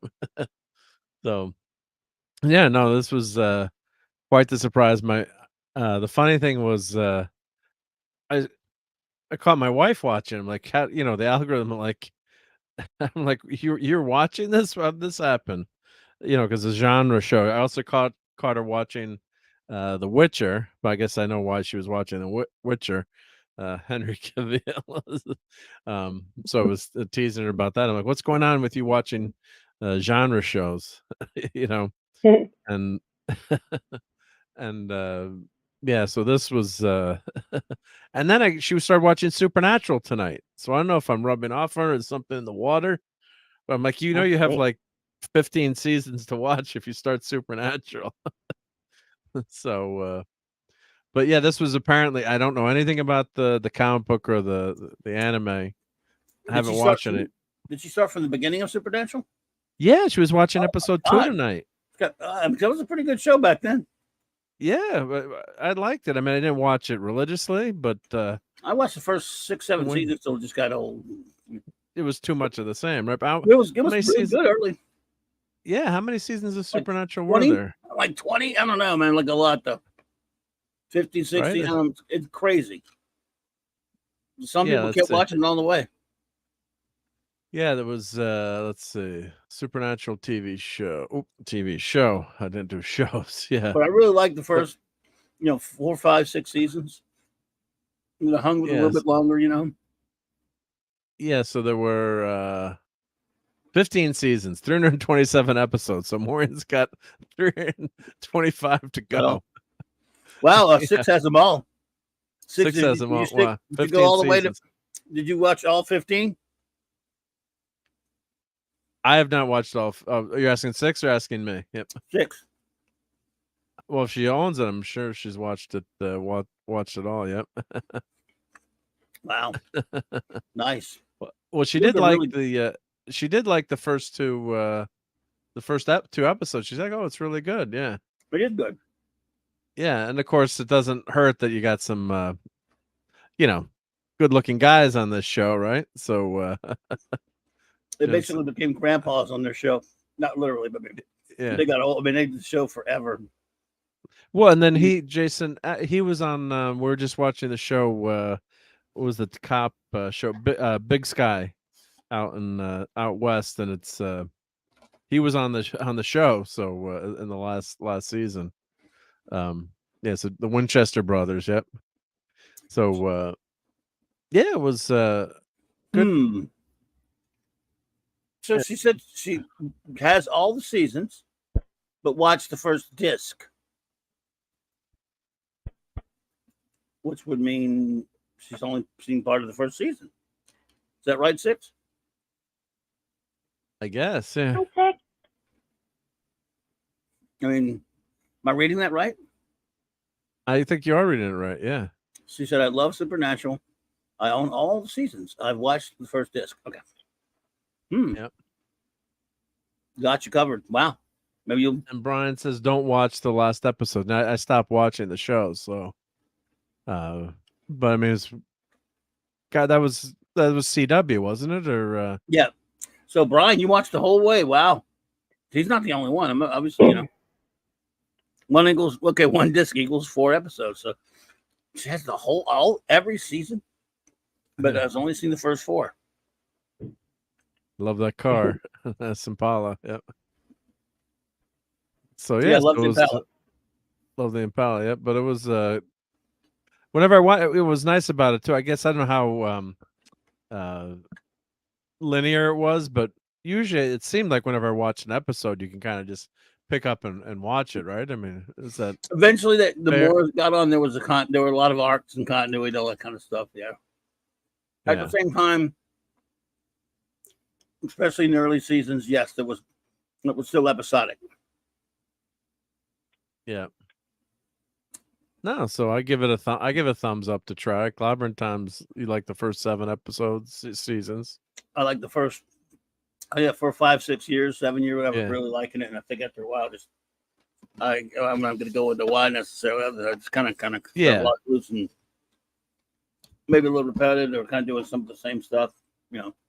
Well, yeah, after 7 years, right? I mean, you got to come up with something. But yeah, the idea of fighting evil and the bad guys. Yeah, it's they're great heroes. Yeah, I like them. They're really good. Dean and Sam. Dean's the best, man. Dean Winchester's a great character. Sam's a wussweed compared to his big brother Dean. But it was fun. So yeah, so check out Supernatural. There's a few. Lisa wants to know if Maureen likes it, so I'll let you know. Yeah, so you got plenty of time to catch up on Supernatural, right? Well, she was just flipping and saw it on there. So what the hell? Yeah, she just flipped to it and just said, "I'm gonna watch it." And then when I saw her watching, I'm like, "Do you realize how many?" But that shouldn't stop you from watching a show. No. Or just to me, you think that's better. That's actually good incentive, because you go, if I like it, I got a lot of stuff to watch. Not like I don't like Probe it, or whatever, Firefly. Yeah, because if they really like it, and you go, I hate to tell you this, you really liking it? Oh, it's really cool. They're only like 7 episodes. Oh, yeah, right. However, if you go, oh, that's good. You got 15 episodes, 15 seasons. Oh, well, cool. Yeah, that's a good thing, right? Yeah, for sure. Yeah. Yes, we've only gotten 8 episodes of One Piece, right? So, and no show. Could you imagine? Think of a show that's going to hit. What did I say? It was 325 episodes, or a show today? I don't think that, other than Grey's Anatomy, I guess. I stand corrected. I guess that'll probably end up with the most, or NCIS maybe. But yeah, it's very, very rare that a show gets that many seasons. I think NCIS is hitting 20 seasons or something like that. But yeah, that's before that, the gold standard was Gunsmoke. Is Grey's Anatomy still on? Yeah, Grey's Anatomy is still on. Yep. Really? I don't think McDreamy's on it anymore, though. Really? Or McSteamy. I was going to say with McDreamy. McDreamy and McSteamy. It was McDreamy and McSteamy. Don't ask me how I know that. Gunsmoke lasted 20 years, and that was when they made like 25-something episodes, 30-something episodes a season. Yeah. And Bonanza was 14 years. And again, this is when they weren't making no 8 or 12 seasons, that kind of wimpy stuff. Yeah. They were 20, whatever. The Virginian lasted 8 years, and they were doing it was a 90-minute series, and they made 30-something episodes. And then they went, season 9, they changed the name to one more season. So they call them Men from Shiloh. But yeah, so if a show lasted 10, 20, 15, 10, 20 years or whatever, 10, 15, whatever years, back then, that's a lot of shows. Yeah. A lot of episodes. Yep. Yeah. And Punk Waddle says, Well, "Yeah, and what do you Michael guys think about Landon One Piece?" was really handsome. They kept the lady. Oh yeah, it was a talking. big Really big time sex symbol. Yeah, It's funny how little Joe. And yet he went on to do his family family shows after that, like Yeah, Little House on the Prairie and was it the Angel one? I love those shows. Yeah, was it Touched by an Angel or was No, it no? What was his angel? I used to watch it all the time too. Highway to Heaven. Highway to Heaven, I think, right? Yeah, Highway to Heaven. Yeah, no, that was a damn good show. Highway to Heaven. I'm gonna get struck by lightning for saying that, but yeah. and Punkwell says, "What do you guys think about One Piece getting 12 seasons?" Well, the way that it did now, I'm sure they want to. It needs it. Yeah. I would like to see that happen. If it stays as good as this, that's questionable that the show can stay that a TV show can stay that good. But again, remember these seasons are 8 episodes. Yep. Well, hopefully they'll do the next season will be a ton more episodes, or give us a 20 season episode, or no, it's 25. They're not gonna do. I know they don't do it, but they should. Well, of course, with the ratings, like Cobra Kai was killing it in the ratings. Yeah, I love Cobra Kai. You never know what. That's one of the issues with the Hollywood strike is you don't know what the streaming services. They don't release their numbers, so that's one of the points of contention that I really agree with the actors on. Is if you're on a show, like I saw Sean Gunn at one of the Comic Cons in Connecticut a month ago, and his show that he was on, what was the Gilmore Girls became a massive hit on Netflix. So all of a sudden, he said people were recognizing him on the street. Because Sean Gunn's not a big star, but people were talking Gilmore Girls, and you could see all the web traffic. And he's like, we only get a cut of, I guess you pay the rights to buy a show. And he's like, we only get a small cut of that. But he's like, but shouldn't we get more money if people are hours and hours and hours of people watch it? Which I agree too. I mean, and conversely, if the show's not popular and no one watches it, you shouldn't get any money. Get much money.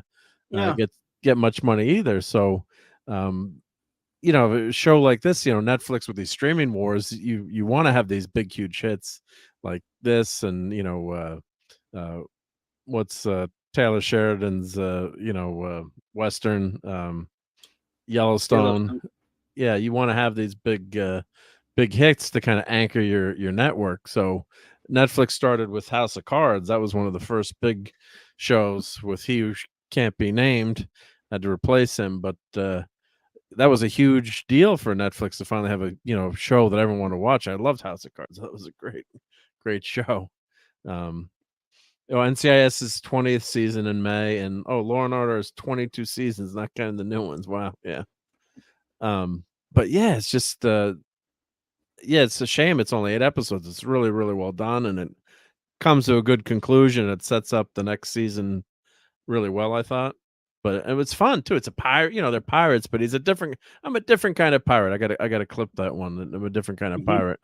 He's like a superhero. He's a good guy in this. They're not evil pirates. So this is what we're talking about a soul skill earlier. This is what Star Wars should be: the exuberance, the excitement, the adventure of the show, the positive, upbeat feel of it, this sense of fun and adventure. The beautiful sets, the way it's beautifully shot, great characters, great cast, so much damn fun. I was totally blown away by it and shocked that I liked it as much as I did. And like I said, I've told you all that story a million times. How like my son's into the anime, into the manga and the anime. Manga first, and I haven't watched it. I watched a little bit of the anime. I haven't read much of the manga, but I love this thing.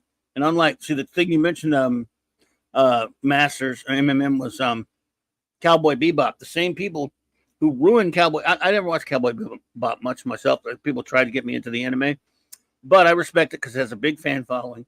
And they made that terrible live action adaptation of it on Netflix, and fans hated it and really, really were just.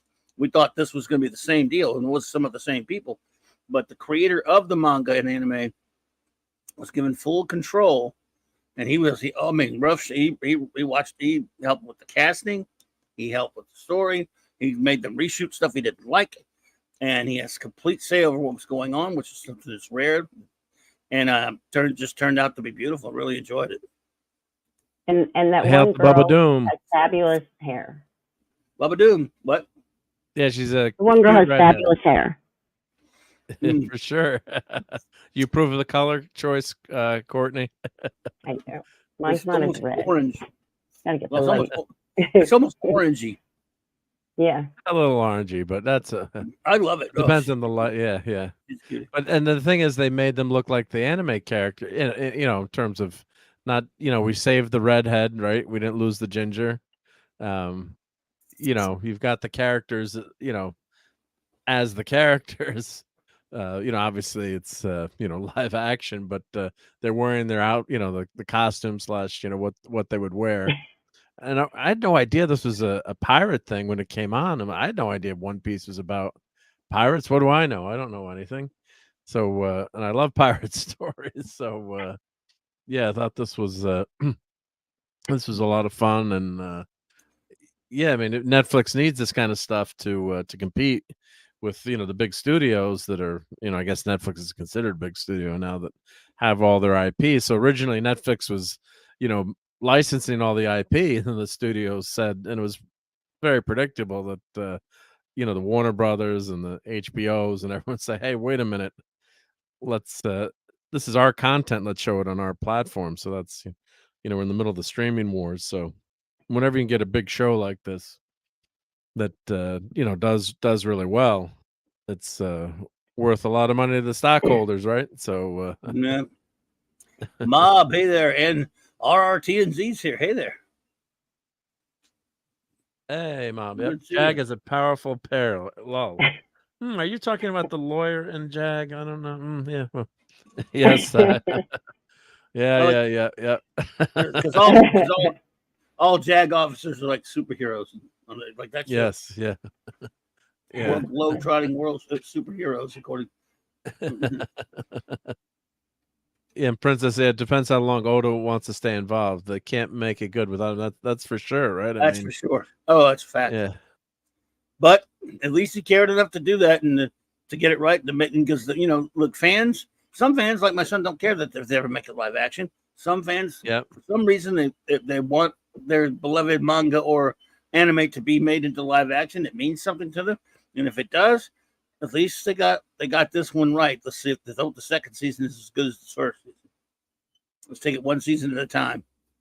That's for sure, yeah. Yeah, and Bubba Doom, same as me. I'm getting here. Forgive me if it's been covered. I'm not an anime guy, but One Piece was excellent. Just seen the trailer from Ominusha. Yeah, so I'm not an anime guy. Not like Brandon, the anime guy. Check out his channel. I liked some anime, as a kid, Speed Racer and Battle of the Planets. Yeah, Speed Racer. But it doesn't mean I'm not open to watching, but just something about the artwork, or it just doesn't grab me. I guess it's just me, I'm the same it's one. not anything wrong, good, bad, or just my personal taste. But translating this to live action, no idea what it was about. And then you find out it's a pirates, and the kid is infectious. The cast is really funny, and the villains are good. Kid is so good. Yeah, he's infectious. Look at that smile. Look at that smile there. I guess that's the character. Yeah. Oh, and hail to RRTNZ. How's it going? It says hail from the bottom of the world. Hey there. I guess you're in Australia. So highlights us Wales demolishing Australia today. Isn't rugby great? Yeah, we actually in our town we have a really good high school rugby team. We're nationally ranked. So I got a lot of friends and played rugby. I played a little bit of rugby, but then I chose just to hang out at the end and drink. I said this is getting me killed. But yeah, rugby, had a lot of friends who played rugby in college too. It's a great sport. Yeah. I know it's big. It's big down there, and I've never really got to see much of it before. But with us, it's it's big time, and it's their football season there, and our football season here. No, it's good stuff. Yep. Oh, Punk Wells is a good streaming wars question. The next year or two, we'll see one or two of the streaming giants succeed, and the rest realize the loss and liability of having own service no one wants. I think that'll happen. I think maybe like a don't quote me on the service, but like a smaller one, like a Paramount maybe, or might fold and say, let's just sell our stuff to Netflix or license it to Netflix. Because I mean, how many services are there's Paramount, there's CBS, there's maybe they're going to fold Disney out, ESPN out of Disney Plus, Max, or now like HBO Max is Max. I mean, there's all these separate services, and then you end up with then you end up with a cable bill. It's Cinemax, yeah. Then you end up with a cable bill that's bigger. So I think eventually, you like anything where there's competition, you're going to weed out, the stream. I don't think Netflix is ever going to. Well, knock on wood, probably would go anywhere because they seem to be able to come up with these hits. But I think that eventually some of these smaller services, like WWE, used to be its own separate streaming service, and I think is it Paramount that has. Is it Paramount or Peacock? Maybe it's Peacock that has wrestling right now. So yeah, like is Peacock going to survive or Paramount? I don't think so. Some of those smaller ones, although I don't know. Does anyone out there subscribe to a ton of these different, streaming services? Or just most people I think just have YouTube. Netflix, maybe HBO. You have Netflix, Courtney? I have Paramount. You have Paramount for Star Trek, right? Yeah. No. Yeah. That's a backup. I don't even have a TV. Oh, you don't have a TV? Yep. Oh, the dad man's got to head out. I mean, that's He's one of gotta the get big to work ones that I tomorrow. have. But So Yeah. let's say goodnight Hi, to Dad the ever Man. awesome dad man. I'm gonna Dad make Man. him again and bigot him,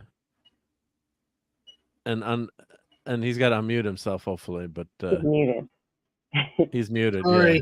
Well, it's That's a okay. backup fail-safe system that we were. Yeah, you probably turned your here a mic second. off just in case. Yeah, when you're Yeah, chomping on some chips. That's one of my nightmares too. It's like I'm sneezing or something and forget to mute the mic. I know. Well, hey, Well, thank you for thanks being again, here, Mark. Dad Man. Much appreciated. Thank you appreciate for it. all your insights on Star Wars. I appreciate it. Always great to be here. I see Eric K just came in to say hi to him, but I need to get some sleep. I was up till 6 o'clock this morning streaming with Hungry Boy, so got to get to work in the morning. So just thanks for a chance to come You're on. not going to again. do a 3. Wait, you're not going to do another 3 a.m. stream tonight? Not tonight. I got to sleep. I got Jeez, to I'm get. teasing. I got to get stuff out in about 2 weeks. So I got to be functional a little bit. So, but always great to hang out. No, much appreciated. Let me put that Dad, or we got the great Eric K here. You can put Hey. if you could put Eric Dadman's channel. I'm sure everyone's subbed to Dadman here. And But don't forget Thursday nights we talk college football, SEC. It'll be fun and blessed, and I love to teach people football and make it even dorkier and fun and geeky and nerdy, whatever you want to call it. To come have some fun. But Wednesday night, 8 p.m. What's happening Wednesday night? My monthly movie review with the great and awesome, classy guest, Daisy Blossom Flower Child. We are looking at Indiana Jones and the Last Crusade Wednesday night. So come have fun with us and celebrate with us. Enjoy the last of the 3 great Indiana Jones movies, and have some fun with us. Share your knowledge, share your thoughts, and we're at 466, so we're getting close to 500. And I'll take you up on that. You'll be monetized pretty soon. You'll be monetized before you know it. Who knows? Yes, you will. Well, we'll see. You got to make money to buy clam pizza. It's okay. I will. If you hit 500, I'm buying you the clam pizza. Let me Google that right now. What do you do to be monetized? I don't even know. You hit the 500, but that's the partial monetization. 1,000 still with the full of them. I think at 500 you can start getting the super chats and that stuff. That's the type. Yeah, super chats, memberships. Yep. I hopefully gonna. I've been at 500 for a long time. I did not know that. You need 3,000 watch hours. Yeah. Oh, I'm way You over should the have 3,000. that. Oh, I'm You should like have that. 5,000 something watch hours. So, within the hey. last year, but I'm sure. Oh, I'm still way I'm up. sure you have that. I'm sure you have that, Devin, with Exactly. all the But hey, streaming you do. Yeah, yeah. it's So fun. Hey, I got a to lot do, of people. That's tough to get the watch. A lot of people, it's tough to get the well, watch one of the hours, things I though. do is when I go live to play Fortnite, I stream it. Like I tell the missus, might as well stream, you know. I mean, occasionally I need an off-air night on Fortnite to just play and de-stress, but you know, if I'm We going, did get I a might lot as well do it. a lot of views on our Friday Night Fortnite. I have to say. Yes, we did. You got a lot of people live in there, I a was lot of comments, a surprised. lot Yeah. of likes. And after we got not well, it was Mhm. always it's always fun to have a lot of people hanging out, but we did get a lot of people after watching it, which is fun. Yeah, which was good. By You the never way, know. I love Masters Maniac Mexico up there. He's right. We also talk Faki. It's a channel exclusive. So yes, it's hockey meets football with boarding and stuff. So 1928 Cuban Bistro Ortega. Let's see. Has clam pizza, Cuban pizzeria, Tony D's New York Pizza and Restaurant. no way. Hold on one second. You don't have to say where that's located. I'm trying not. No, I'm not saying it, but I'm No, just I saying the know. names if you I've heard of recognize it. it. Let's see. Picasso's Pizza. Tuscana Little Italy. Oh my god! Oh my god! This Joseph's is crazy. Pizza. No way. They have it. Well, let me see. I did a search for clam pizza. Let me see. Joseph's Pizza. Let's see. We turned into foodery for a few minutes. So yeah. It's like, well, hold on. It's just let's just see it. I'm gonna poop my britches if that's true. Wow, don't like no. No, they're your britches, dude. They're your britches. If you want to. Yeah, I do.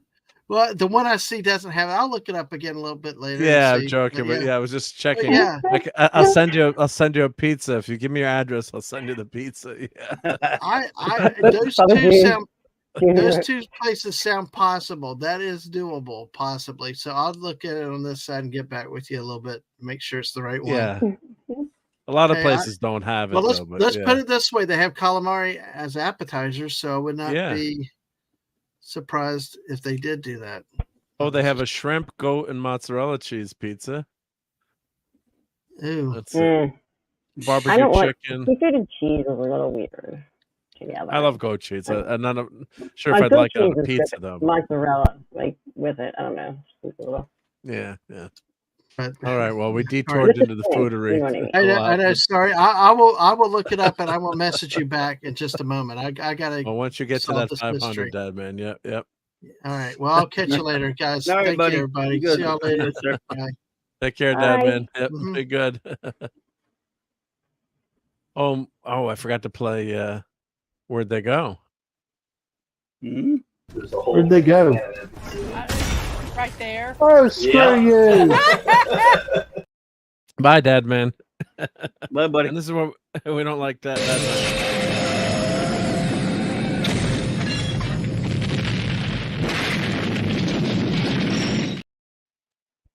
There we go. Lisa, goat cheese is really good on pizza. I just don't know how it is with shrimp.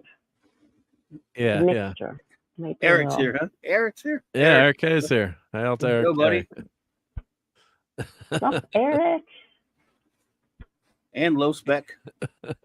Oh, Low Spec is here. Awesome. Yep, and catch up in the chat. I was searching for clam pizza to send to Dad, man, for a joke when he hits 500 subs. Yep. Yikes. How do you know? I don't even know how to find out how many watch hours I have. How many what? I don't even know how to find out how many watch hours I have. You go to YouTube Studio, right? Oh, it's in there somewhere. And then you click the analytics button on the side. And I've it gone tells in you once. Yes. You're not obsessed with the numbers, you know. You know. I don't think anyone watches. Oh, people, yeah. Oh, come on. I'm curious. People. Yeah, go check. Go to YouTube Studio. Yeah. Eric K is here. Yep. Yeah. Okay. Well, I'm here. Yep. Oh, Punk Waddle's headed out. Well, thank you for spending your Sunday evening with us, Punk Bye, Waddle. Punk Waddle. Catch you soon. Yep. Thank you very much for that. Yep. So let's see. Let me show my Star Trek game. I think I showed that last week, and I just got some Star Wars cards to show. So let me switch my microphone. Yep. Oh, and Eric K has got a nice sentiment. May you dream of large birds from the Antarctic. It's another Princess Bride reference that Raquel wouldn't get. She's got to finish watching that movie. Well, but he changed it. But yeah. Yeah. But see, like you wouldn't get that. It's in the spirit of that quote. For may you rest well and sleep well and dream of large women. Let's switch. You're I obsessed have a with lot of comments to respond to. I should have looked here. Why did you have me look at this? Funny. All right, so hopefully people can still hear me with the headset mic. But yes. Yeah, good. But yeah, so definitely watch. Definitely, we'll finish up the One Piece. But yeah, definitely go watch One Piece if you haven't watched it. Yes. Go enjoy it. Yeah. A lot of fun. I guess that happens after. How many watch hours do I need? I'm sorry to interrupt again. You need 3,000 within a year. So you do last year, yeah. Oh, I have 1.6K. I'm just halfway. Never gonna happen. Well, but if you start streaming more again, you could do it, Courtney. I'm sure. Because you haven't. When was the last time you streamed on your channel? I've just been doing like random drive streams. Random drive through. Yeah, because I don't have my new my whole new thing set up yet. Well, once Someone's watching me right now. Who would be watching me right now? You can tell this stuff. This is so cool. Sorry, I just totally derailed everything. Okay, back to what we're talking about. I've never looked at that really. No, you can definitely tell. Who's watching me? Which one is me? Who's watching the watchers? Yeah. But yeah, they've got all the analytics there. But yeah, not that you can pretty much see everything there. So, but so let me turn my camera on here. The other camera settings. Let's see. First, I should turn the camera on. Probably that would help.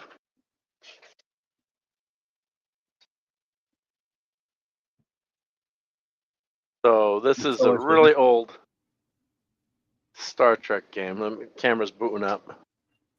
There we go. I think I might have shown this before. And Low Spec needs a bunch of watch hours. Well, we're glad to help you with that. Yep. So let's see here. Let's make that full screen. There we go. Cool. And Fabertaz, if you want to show anything on the chat, you have control. Okay. Let's see here. Hang on. Well, here's my favorite third baseman of all time. Should be in the Hall of Fame. Go Yankees. I was just cleaning up all my trading cards, so I have Greg Nettles' signature. Hey Jill. Jill's here. Hey, Jill. Hi, Jill. So my friend got to see the Yankees and got me that signature, so I threw it in the bottom of this. You one of those bottom of this card.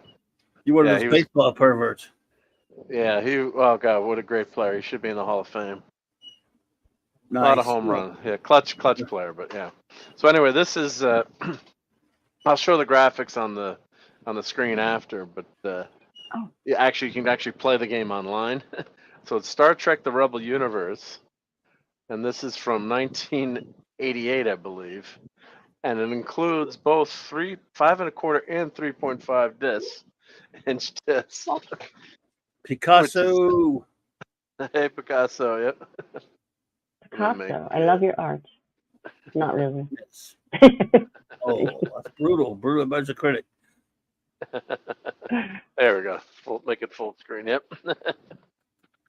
So great artwork. I mean, this grabs you in the store. When I saw this in the store, I'm like, I'm buying this. So Simon & Schuster had a bunch of text adventure Star Trek games, and this was the first graphic adventure that they did in Star Trek. I think it was the second or third Star Trek. I think this is the second one they did. The first one was a graphic, just a text adventure, really no graphics. So here you got your old school. Get that out of here. Oh, don't get stuck. I hate that when they get stuck in there. Go that way. This disc got messed up, but yeah. IBM Tandy Compact with 256K of RAM. Copyright 1988. Simon and Schuster, do not copy this. Yeah, so. Yeah, it's just graphic adventure, right? Yep. Says this is Andrew to Jill. Yep. Remember, used to say that. Simon and Schuster. Was that Rush that did that, or was that Bob? Yeah, Grant? it was Rush. That was Rush. Yeah. Simon und Schuster. Simon und Schuster. Yeah. So if you're a Rush Limbaugh fan, you remember Yeah, that. Rush. Yeah. So I guess this went in here. I'm not sure. And then of course you had your really old school 5 1/4 disc. So just here's, if anyone, some of you might not have seen a floppy disk. So you could always spin it, just like a record. It's a record inside there. And then this one you can't write on it, so the write protect tab. There used to be a tab and you could put a piece of tape over it. Of course, since this is a game, you're never going to write on this disk. That's why that's covered up. But yeah, so 256K of RAM, which is my watch, I think, has like 8 gigabytes of RAM on it. So it was amazing what programmers could do back then. And then here's the back of the game. So here, well, I'll show you the whole.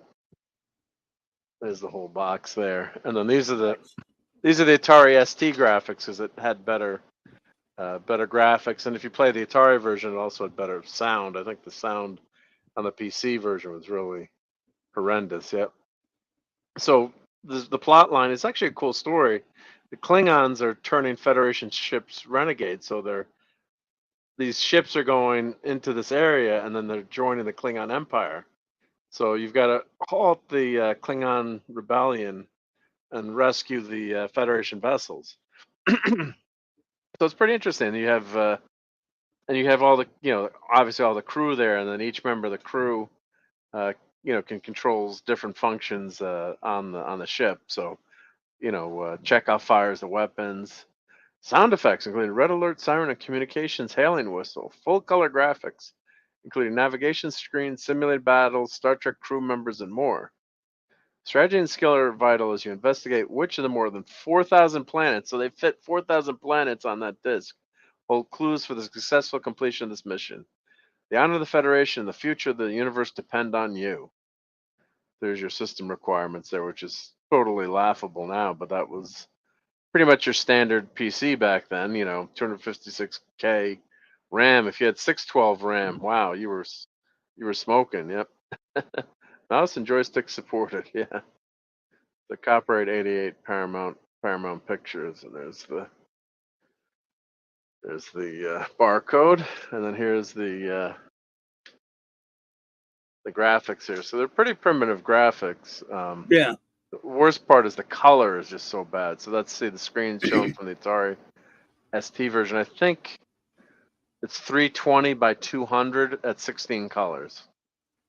And most PC graphics at the time were 2-color at the higher resolution. So I think the Atari was 640 by 400, maybe it was 2-color. So this is 320 by 200 at 16 colors. So your colors and your graphics were limited. But there's a charm about having the graphics like this, and it was kind of a frustrating game to play from remembering, but I found it online. I'm going to I'll load it up now. We can try. I don't know if it'll translate through sharing the screen, but yeah, it was fun.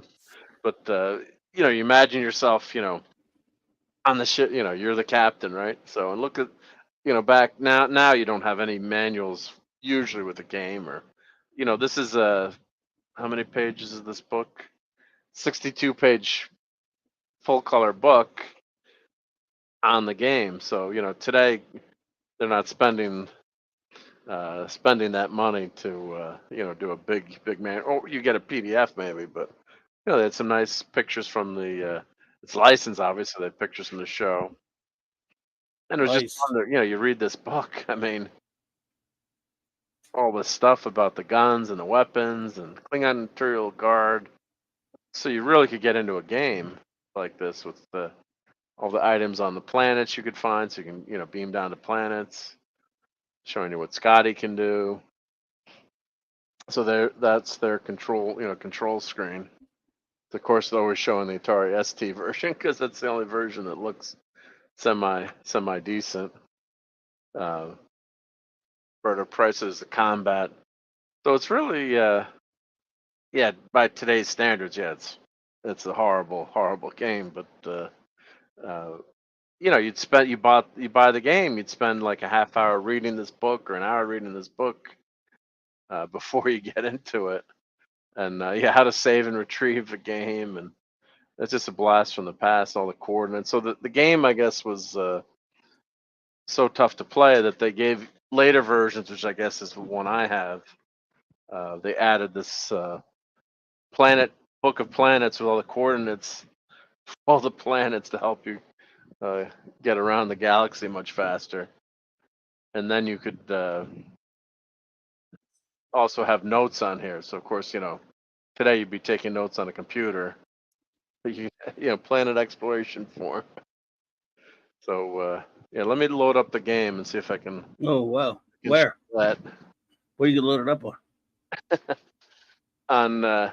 Is that Courtney? Wow, she's got a mascot now. She's gonna scare the heck out of me. Courtney's, give me the willies. What you got there? Wow! Whoa, my goodness! God! What? Mommy, what, mommy? Dang, you're worse than Deadman's. Is that a William Shatner mask? What the crap is that? Courtney's scaring the hell out of us. Yep. Yeah. Are you really Courtney? Where's Courtney? What have you done with Courtney? It's taken Courtney. I guess the Rebel Universe yeah. Scared her, yep. Yep. So here's the there she's back. Oh, Courtney's back, thank God. Wow. We're that's some scary stuff, Courtney. What's wrong with you? I'm really glad. Just really sick. What is that? What's that from? Oh, I don't know. I got like one of these.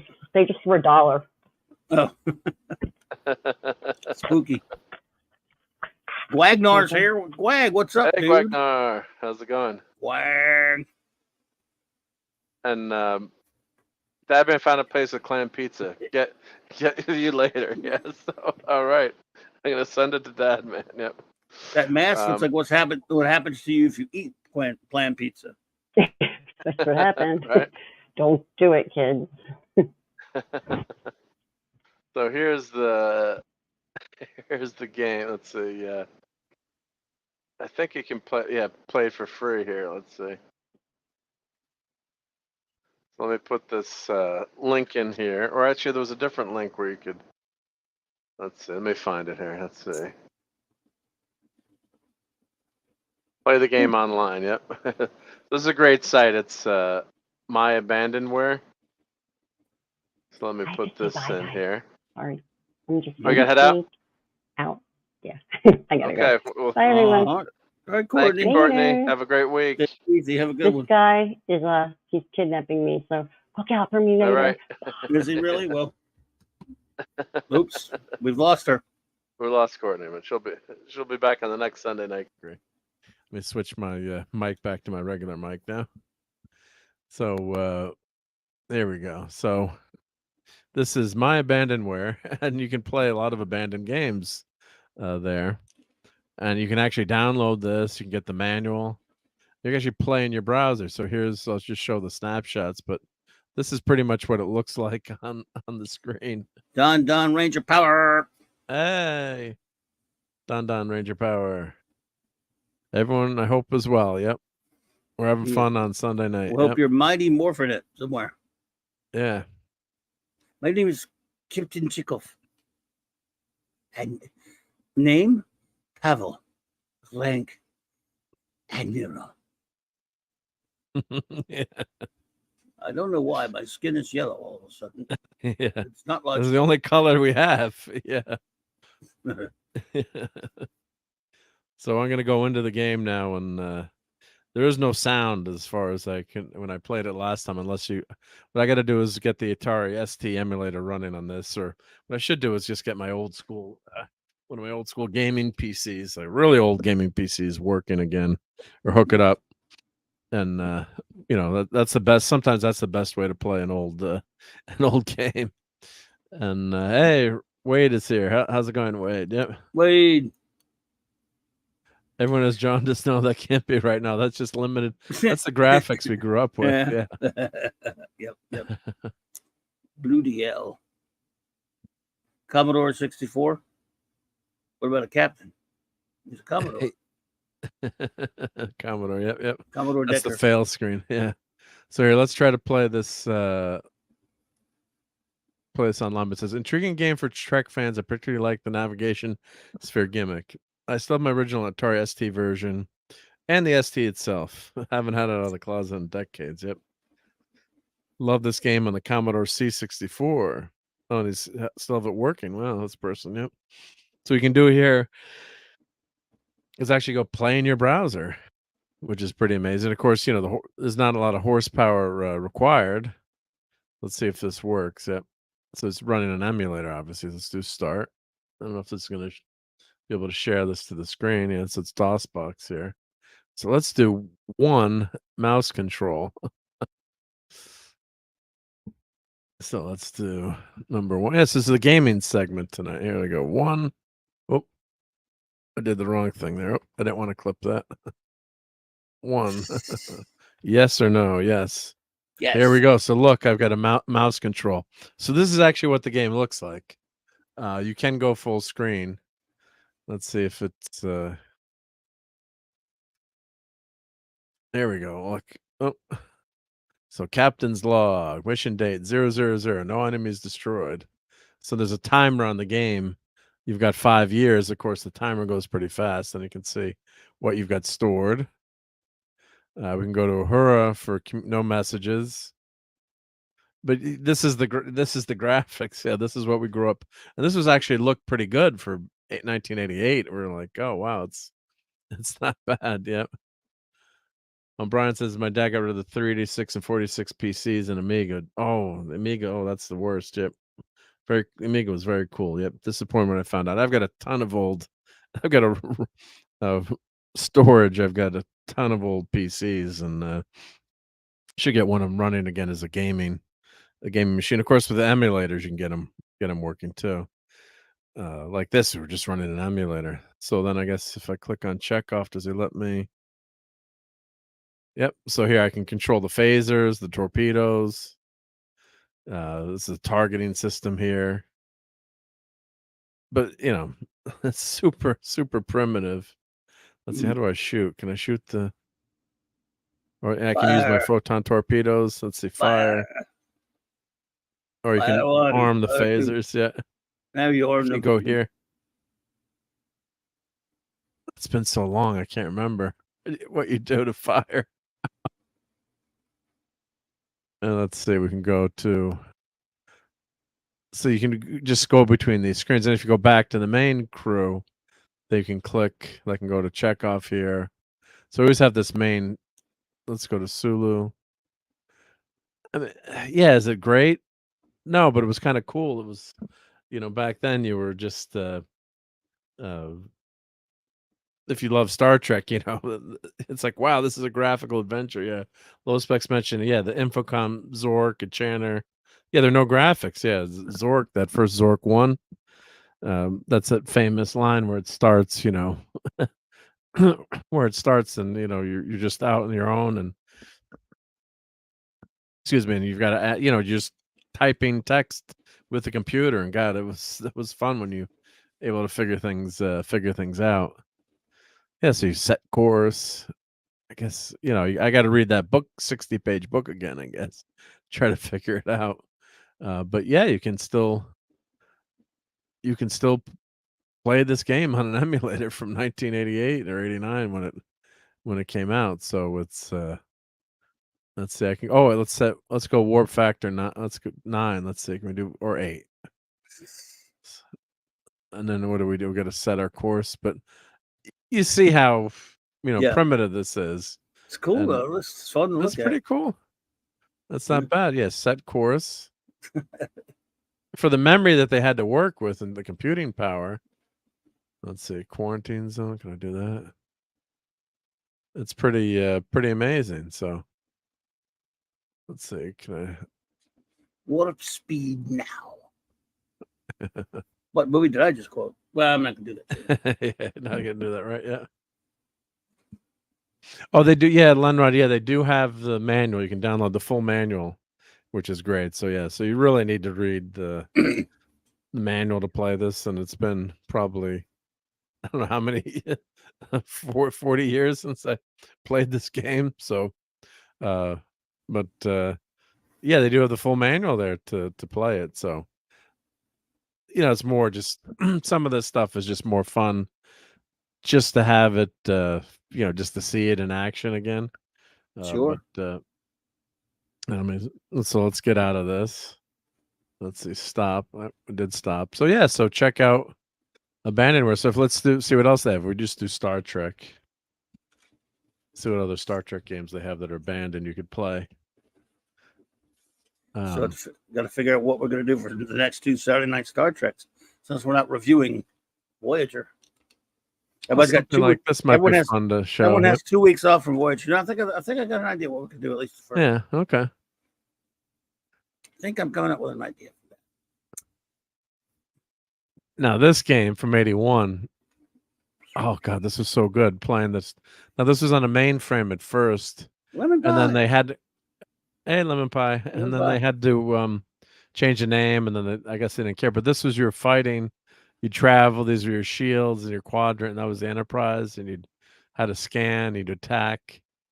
But you really got into it. I mean, despite the lack of graphics, you really got into the game. And of course, back then you didn't. Yeah, these are the bad guys. These are the Klingons. Enterprise hit. So right here is the Enterprise. So, but you really got into it. I have to say, you used your imagination when you were playing, and damn, it was fun to play this game. Which is crazy. Yeah, Linrod. Yes, that's right. We're the next 2 weeks. You have 2 weeks to catch up on your Voyager if you want. So. Yep. And they're gonna. Yeah. And then when we get back, it's only going to be the last 2 episodes of season 2 when Raquel comes back. Right. And then we'll be on to season 3. Is that like only one more season with Super Cass? She leaves after season 3. Yep. Yeah. Right. Or is she on for or part of season 4? Then she comes back for one episode. She comes back for one episode, but yeah. Yeah. Now here is Star Trek Dragon. Let's see. This was another very primitive game. It'll be a party for sure, Jill. What's that? Now this is these are the 2 text adventure games that Simon and Schuster. So Kobayashi Alternative was the sequel to Promethean Prophecy. I own both those games. I got to find them somewhere. But it's just a total text adventure. So I wonder if Raquel's played any of these. No. What are you going to listen to? What are you going to listen to? Learn to her? She never does anything other than watch Star Trek. She's never done any real geek stuff. But she thinks that's nerdy. What I'm trying to tell her, it's not. But yeah, it's both. It's a hybrid. But she didn't play games like that. Yeah, this is a total text adventure though. So I wonder. Yeah, I wonder if she would try this. Try it. I don't know, but I'm just doubt she ever mess with it. She probably never. But I gotta ask her now because they probably didn't. They might not have had it available up there. For one thing, might not have been able to get them up there. Yeah, well, this was. These are pretty. Well, I shouldn't say popular, but for Star Trek fans, for Simon and Schuster making these games, they were like, "Wow!" But this is what the game was. It was a text. It was text like this. Yeah. So you just you had to type in. So it was that game, and then that's Simon and Schuster, 85. So and then you had Promethean Prophecy, same publisher, and one of my friends was the head of Simon, one of the heads at Simon and Schuster. When I gotta get him on the show, maybe talk about this. But he was working there at the time, but he was more. He wasn't computer. He was more. He was in the business end. But you're reading about. You'd read this and you'd put in your text. Here's your command line. Yeah. Well, we forgot. Congratulations, Jill. Jill had a monetization stream the other day. Oh, awesome! I didn't know about it. Did you know about it? I saw that she had the 500, and congrats on that. But no, you got monetized. Awesome. I mean, by the time it was going on, by the time I found out about it, so I wasn't home anyway. But congratulations, Jill. That's awesome. Yep. So I forgot what day that was, but I don't know if I've seen you since then or whatever. But I apologize for that, and congratulations, big time, dear. That's great. Do you have? Are you gonna do memberships so we can have cool icons on your channel? Yeah, maybe she will. Let's see what else we got. So you can go online and play. Like I could give Raquel this link. You can go play this game. I'm pretty sure, right? Yeah, play online, play in your browser, and it's just.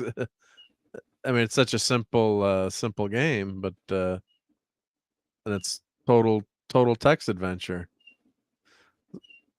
Let's see if it. Nice. Oh, disk error. Oh no, the disk crashed. Mm-hmm. Let me see. She said, I probably haven't figured out the memberships yet, but I have a couple of people who want it. I just don't know what extra value I can offer yet to warrant it. See, I'm the same way. If I hadn't got talked into it and strong-armed into it, Jill, I didn't want to do it for pretty much. I didn't think I had anything, to offer like that. But everyone does it anyway. So if you can do it, go for it. But let me tell you something. Hey, Rod Tottenhart, good to see you, buddy. Hey, Rod. Don't let anybody talk you into anything. If you feel comfortable doing it, do it, dear. If you don't, be yourself. I'm not allowed to be because I got everybody on my, crawling up my ass with a 2x4 saying you got to do it, you got to do it. So I said, all right, and it's cool, but I always feel like I'm not doing enough. I got to do more member streams. You know what I mean? Yeah, I mean, yeah. If you need help setting it up, I'm glad to. I helped Nick Weiser set up his, so it's not that tough to do. But yeah, you got to want to do it. But a lot of times people just want to give you a tip or that kind of thing. So it is nice to have. So if you do want to do it, but yeah, it's fun, and then you get the special icons. And so I since I got demonetized, but I can still do my. I didn't lose my icons, at least. I guess only I can do it. But here's my special icons I came up with. But hopefully I'll be back in a week. Hopefully I erased all that commercial content. So we'll see what happens. But you will be. I hope so. Yeah, because YouTube owes me. I want my $2. YouTube owes me money that people sent me, and then they kept the money. So, or at least if they donated it to charity or something. But yeah, they sure they did. Their favorite charity themselves. And the YouTube needs the money. So yeah. Yeah, they're pretty strapped these days. What I understand. Oh boy. Oh, next gen trivia. So I'll just go through these. But yeah, there's the First Contact game. This was I think was this Simon and Schuster as well. I like trivia games. Yeah. Trivia is fun. Yeah. First Contact game, 1988 though. 1988. Yeah. That was even before the episode called First Contact. Yeah. That's a Simon und Schuster software. Simon und Schuster. That's weird. Huh? Yeah. So I think it was totally another text adventure, I think. Let's see. The exploits of James C. Kirk. Oh, sorry, scroll, but yeah. Yes. Yeah, it's I don't know, that's just a regular story. Let's see. Yeah, so here's the graphics again. Yep. So you get kind of like a splash screen, but yeah, it's that same engine. It's a Total Graphic Adventure. They were just so good, and you got used to the command prompt after a while. But yeah, I guess once in a while they'd have a picture like that would pop up, but it was just the, it's very primitive. Yeah, My Abandonware. Yep. That's what this is. Yep. And you can play the game. I mean, you don't even have to download it. You just play it's 241 kilobits. Wizardry, that's one of my favorite games. Yep. So let's see what else they have for Star Trek. Of course, as we go forward in time, graphically the games will get better. Final Frontier, Judgment Rights. That's a fantastic game. God, you could play that online for free. 25th anniversary. This was another. Oh God, I love this game. This game was great. Oh, 25th anniversary. That was. Do they have a cover on that one? Yeah, I'll show you the cover. Yeah, What's that the one I'm thinking of? Or if it's the one I'm thinking of. There was a new version which had the voice act. Yeah, I had that. You had to buy that came out. Yeah, so it was with all the actors. With all the actors. Yeah, this is a great game. Oh, this is so this good. Here, or this is different. No, this game had the actors. Yeah. Ah. Voice, if I'm remembering, they're not showing the game. I guess they're not showing the game, the box art, but okay, I believe it was the actors. Yeah, they did the voices for it. Yeah. Yeah, this would be a fun one to play on stream it. But it was darn good. I mean, it's a graphic adventure, so it's like like you're playing like in a comic book. Yeah. There's some combat in it, and of course the the graphics are. I gotta remember that scene. Yeah. Yeah, and you have to interact with all those Harry Mudd was in the game. But it was it held your interest, and it was a good puzzle. Good puzzles there, and yeah, it was fun to play. Let's see if it loads up. Let's see here. You can play and let you play this one online. Let's see. Oh, buy game. Oh, you can still buy this one. Yeah. So you can buy it from GOG Games, but I own this one. But I guess they're still selling this one, but it's probably like $5 or $3. Yep. So I am. Yeah, Jill. Yeah, this was a good one. Yeah. Nice. I guess you can't play it. Maybe they've just said. Let's see. PC download extra files, manual available. But and Judgment Rights. Yeah, this was another great Star Trek game. 1993. Yeah. So let's see if you do buy a game. Yeah. Jill, just don't get too embroiled in clam-based membership tiers. Yeah, for sure. Limit buy. Yeah, I didn't name any of them after clams. Yep. Good advice. I had the Silver Surfers. Yep. Yes, it's very similar to the 25th anniversary in terms of maybe the graphics are a tiny bit better, but it's the same basic game engine. But yeah, it was. God, this was fun to play. Baron Trelane, yeah. Yikes. Yeah, and then you had all your inventory and what you could do. Oh, Cestus 3. Cestus 3, yeah. So it was, as you can see, the graphics were pretty good. Yep. Took over 4 hours to load on my 286 PC. Yep. Yeah, that was a fun. Yeah, you could load it to DVD. So yeah, so check out My Abandonware. I mean, yeah. Wow. So, they have all these. I guess some of them are just listing, what's available. So you can't. Oh, here, I guess if that means the game is, you can still buy the game. I guess with that icon there. The Judgment Rights, yeah, with the limited edition. Yep.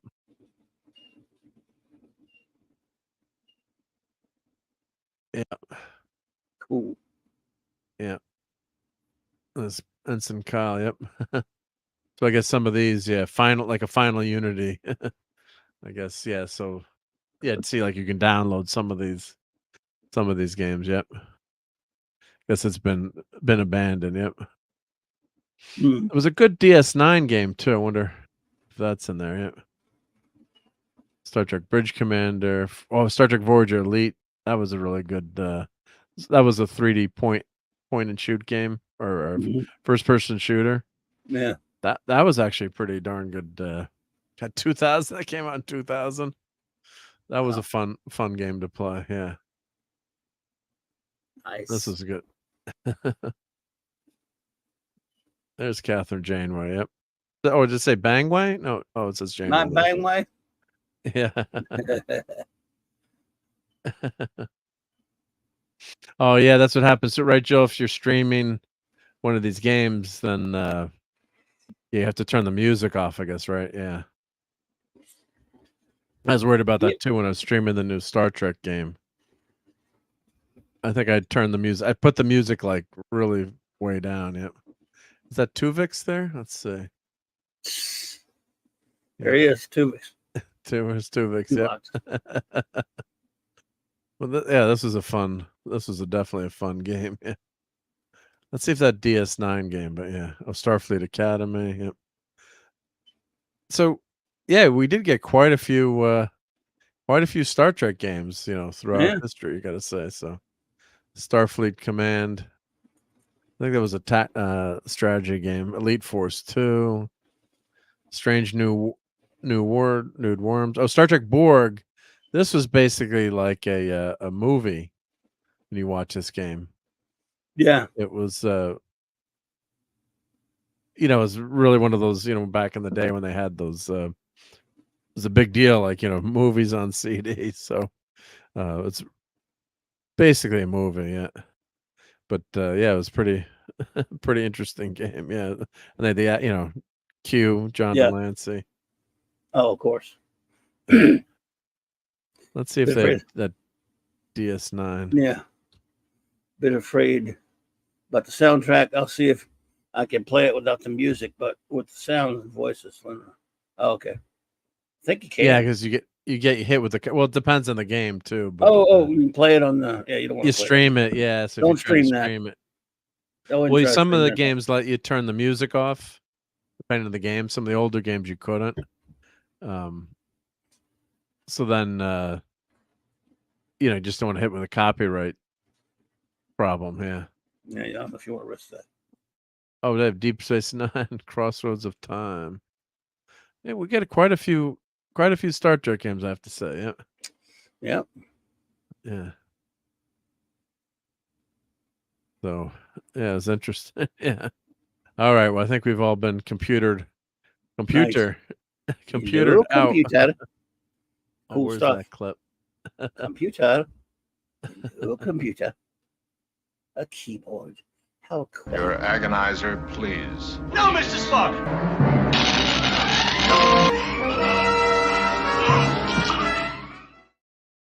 I hit the wrong button. So my hair. Computer. Ah. Hello, computer. Just use the keyboard. The keyboard. How quaint. I got to clip that up into 2 pieces, but yeah, it's. I love it. That's a fun one. Yeah, yep. But yeah, so there's a lot of Star Trek stuff out there, and then I actually have that bridge that I bought that new bridge simulator game. That's it was made 3D. What do you call it? Like you're in the holodeck, but you can also play on the computer. Uh-huh. And that would be fun. We mentioned, tossed it around, like streaming that. And, Raquel could be Uhura. I could be Scott. You could be Kirk. Nice. And then you control the whole game, as as a member of the crew, and it's virtual reality, or you can play it, just as a regular game. But Yeah, it's That's pretty cool. Like it. Yeah, it was called Star. What was it called? I'll show a picture of it quick. Was it it was called Bridge Crew, Star Trek. Bridge Crew. JT Kirk had mentioned wanting to play that. Let's see, it's still available on Steam. Yep. Here, I'll just show some pictures of that. I think you can get it for $10 now. I think let's see here. So you can play next gen, but they also have it you can play as the original crew of the original ship. So I've downloaded and installed it, but I haven't played it. But then the idea is, I guess, each player is taking the position. Like one person's, Chekhov, one person is Sulu, one person's the captain, one person's Spock, and then you can actually play, through the internet, and go on different missions or fight, fight differerent missions. So of course they have the new stuff too. They have the new kind of bridge, but they do have the classic classic crew. Yep. Yeah, VR. Yep. Filth alert.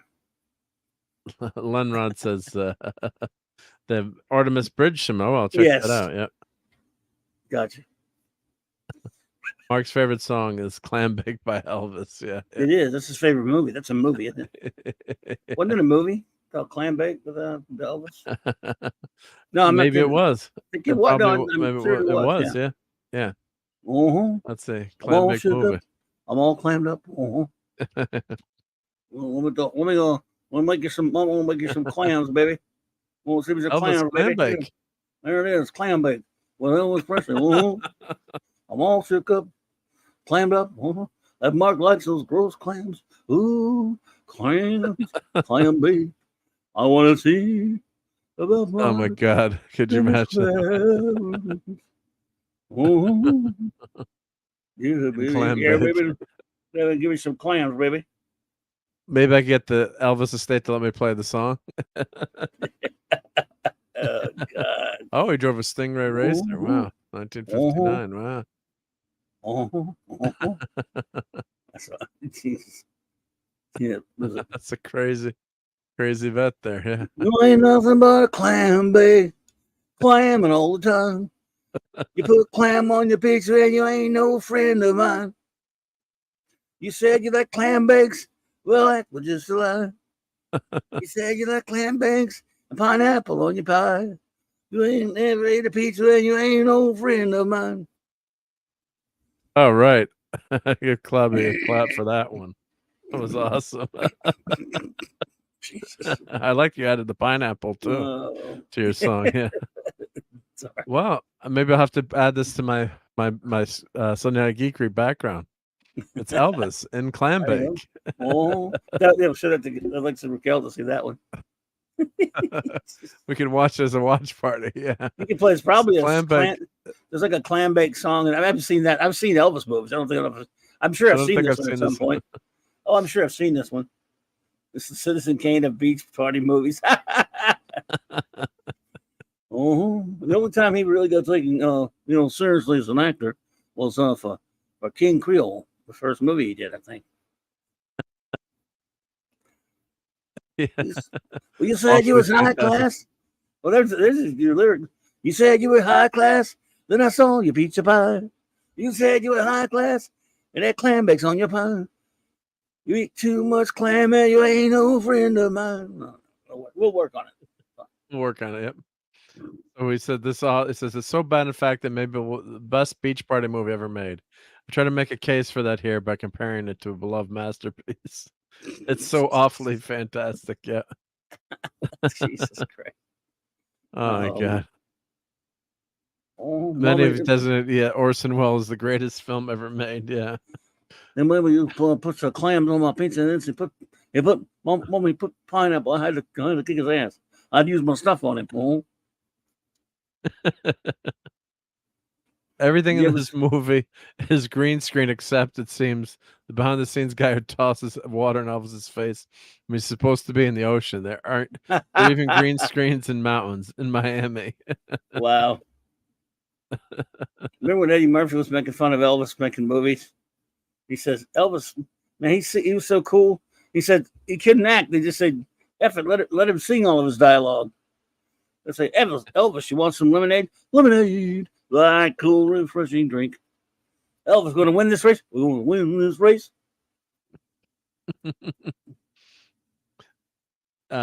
Let's see. Check, they can sing, check, but they also have to be able, with one note, to sum it up the sounds of background singers in or an entire band with no musical instruments or singers in sight. Elvis does all of that in Clambake a lot. Yeah, they people just appear. Yeah. Got That a lot car of hot is chicks. amazing. Look yeah. at that car, man. That's bad assness. Yeah. He made a lot of movies back at that point. I mean, he made some movies. He made a Western, didn't he? I think he made a Western, a couple of other silly movies. He thought they were silly too. Yeah. Yeah, it's Elvis is a pretty good actor, I have to say, too. They just wouldn't let him make any serious movies. So Except for King Creole, the first one he made, that must have given it got serious reviews. And everyone said then it they was made really him do good. all these silly movies. So what was that Western he did? He did race car movies and Western and clam baked, and I mean I don't know how many movies he did. I mean, a ton of movies. Yeah, I think he wanted a Manchurian Candidate. Maybe that he was trying to get into that, or maybe Yeah, but he wasn't in that. From Here to Eternity. I think. What was the No, that was two before him. Was He wasn't in before that. him? That was Burt Lancaster. No, but he wanted it. Colonel Tom Parker kept him from getting that role. Yeah. Okay. Yeah. I think it was from something. Here to It was one Eternity big one. Yeah. Yeah, they kept him out of Love Me Tender is first. Love Me Tender is first, and it's a Western. Okay. When did he? At some point, he did King Creole was pretty early. I think. My memory slaps. Yeah. Well, here we can check. Beach Party. I know he wasn't in Beach Blanket Bingo. Well, we get everything on Sunday Night Geekery, right? A Beach Blanket. We used to watch those stupid beach movies on the old cable channels of the 70s. Yeah, and that Funicello. And that Funicello and Frankie Avalon. Yeah, hey, Mead Raid. Hey, Mead's over? Oh, man. What's up? Hey, how's it going, Wangro? RobAltis. What's up? That's 70s. What's up, 70s? RobAltis, brother. Hi, everyone's here now. Midnight's Edge Raid. I didn't know Mead was on. And we were just talking, we're talking Elvis 70s. We're talking the movie Clambake. Elvis just called in and he sang some really bad songs for us. Oh, you missed Clobberin' Time singing just a few minutes ago. Yep. Boy, you're happy for it, believe me. It was pretty bad. My Elvis is probably worse than all my other shit. That's bad. No, it was pretty darn good, I think. Oh, thank you, Benny, for saying that. Thank there's you very the much. Mead Raid. Look, there's a Mead Raider right there. There's Look a at Mead Tom. Hey, Tom is here. How's it going, Tom? What's going on, Tom? I've been burgled. Wow. I love it. I love it. Thank you, guys. Much Here appreciated. Here by ourselves, and all of our friends come to stop by and hang out with us, man. That's awesome. Yeah. Good to see you. I've been burgled. Raid. I love the raid. Yep. Love it. Appreciate it. Yep. Yeah. So yes. So don't do it now, but and RJ Godzilla's here. Yep. But you all rewind. You can hear Clobberin' Time singing about Clambake. So Clambake was 1967. Yeah. So we're going through Elvis's. Don't ask me how did we end up on this. Oh, it's my fault for mentioning it. By the way, it's your fault for the someone mentioned crap. Clambake in the chat. No, someone who mentioned Clambake in the chat. We got to give them credit. Boy, you guys are so lucky you missed me singing Elvis. Jesus Christ! Now I'm embarrassed. Someone's gonna clip that. I'm sure. Yeah, I think it was MMM who mentioned Clambake.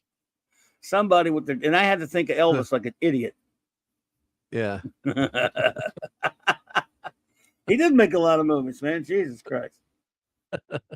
Yeah, let's see. What was his first My movie? favorite Elvis movie Love Me Tender. Was Bubba Hotep. Bubba Hotep. Yep. So Jailhouse Rock. Everybody in the I better stop. I have a really dirty version of that. It was almost slipped out. Be careful. Yep. I have a filthy version of Jailhouse Rock, and it just like naturally pops in there when I sing it. So no. That's Trouble in River City. Yep. Oh. Yeah. So Love Me Tender was the first one. Yep. GI Blues. Man, they used to show those damn movies all the time. Everyone knows Jailhouse Rock with that scene. Yeah, Loving You. Then King Creole, you said that was a serious movie? Yes, King Creole was the one that was like actually critically acclaimed. I remember at the time. It got decent reviews back then. GI Blues. And then it was just all these beach girls. Fun in Acapulco. Yep. Tickle Me. Frankie and Johnny. The Muslim Uncle. You went to a game, the A's game with Mexican Iron Man. That's cool, dude. Awesome. That's great. Mikey That's rocks, pretty fun, man. yeah. It's great you guys got to hang out. Yep. A baseball game on a football Sunday? How dare you? Well, baseball's winding down now. Baseball on a Sunday. So here's the movie Clam Bake. Clam Bake. There it is. You damn clams.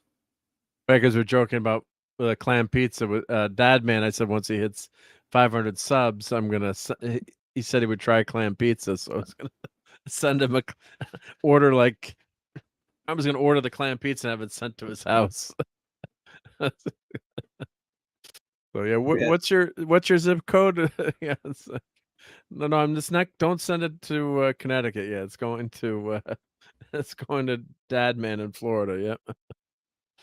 So I guess Change of Habit was his last movie. It looks like, yeah, but Elvis, didn't have a lot of great stories. He did a lot of movies on Jesus Christ. Yeah. So, yep. Did you watch that new Elvis movie that was out, or? No, I heard it was terrible. I heard it was bad. I didn't see it. I'm saying I heard it. Yeah. No, see, you got stuck with actresses like Stella Stevens. Yep. In these movies. Yeah. Claude Salling, what's up, dude? Hey, Claude. Yeah. Mm-hmm. And then we were talking about Star Trek games just a few minutes ago too, showing some of the old Star Trek games. Let me show you some of my old gaming cards that are Star Trek cards, and because I was just organizing those. So let me shift my mic here. Maybe people want to see that. Let's see here. Show some old time. Which one? Mic on. Well, there we go. There we go. You can hear me now, right? Yep. Yes, sort of. Well, let's put this old Star Trek game away. This is from 1988. He's underwater, ladies and gentlemen.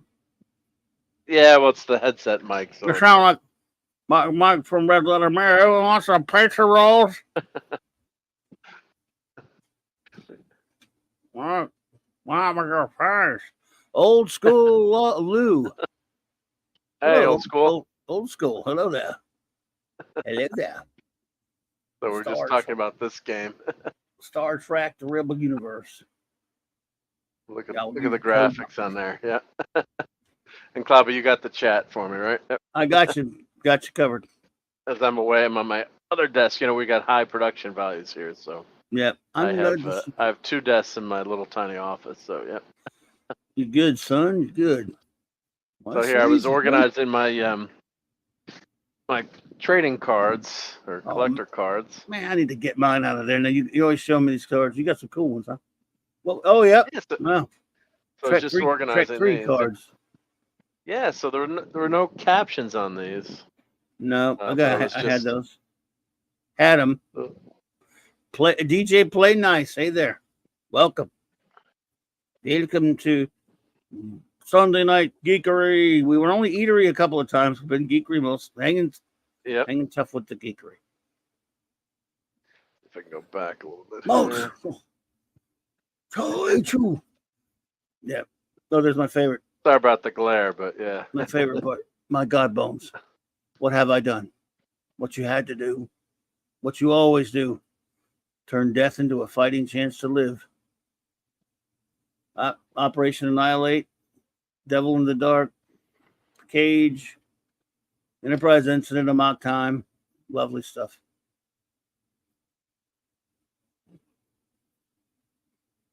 Here, so let's see if I'm just gonna Day of the Dove. Point that down. Yep. Point that down just a little bit. There we go. Not the easiest thing to show these, unfortunately, but some of those are falling out. Ladies. Ooh, ladies. Green ladies, yep. What's up, ladies? So this is a relatively new set, but the Apple. got this at one of the Comic Cons I went to. Yep. Got to. Yeah, got to.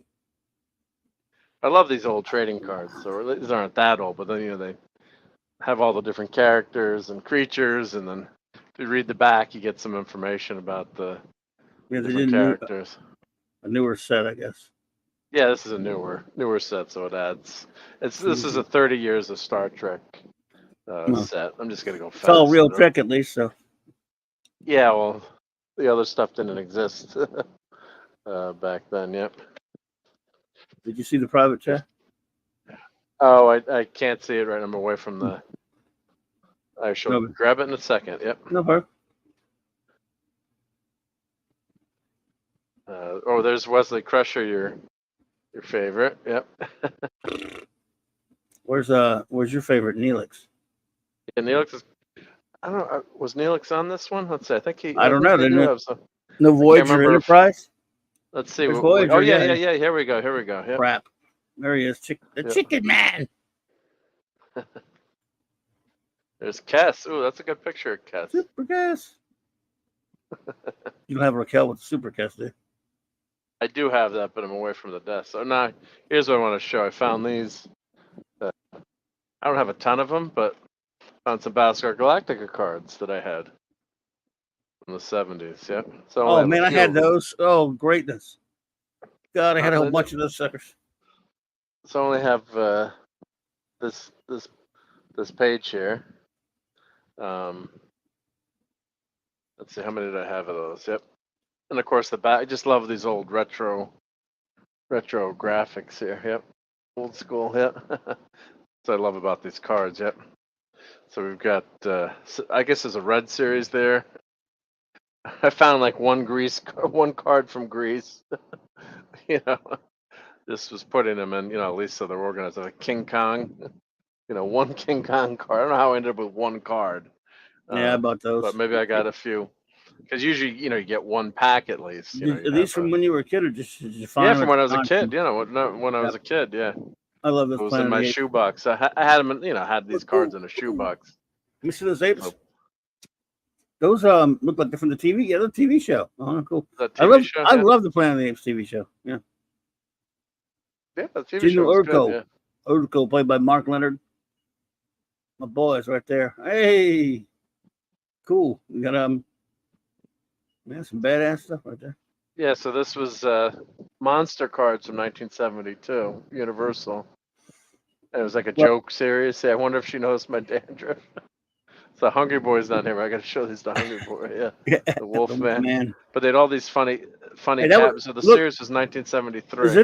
Is that on purpose? You got the father next to the son. I just put the cards in random order. You got Phantom of the Opera. That's Lon Chaney Sr. and next to Lon Chaney Jr. is the Wolfman. Yep.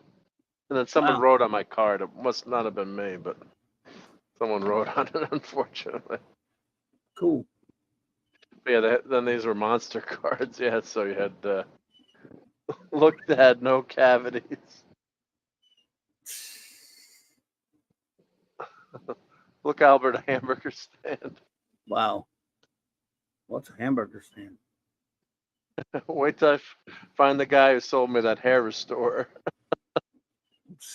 Look at this one. I'm done cutting your hair. I'll be done cutting your hair in a moment. So they put all this snarky stuff on here. Nice. My boy, I don't think you're cut out for medical school. Come on, tell me one more bedtime story. So those are pretty funny. I'm gonna show those to Raquel too. Some comics. Huh? Yeah, so they were You'll Die. The series is 1973. It's You'll Die Laughing. Oh, okay. So here's Where'd you get those?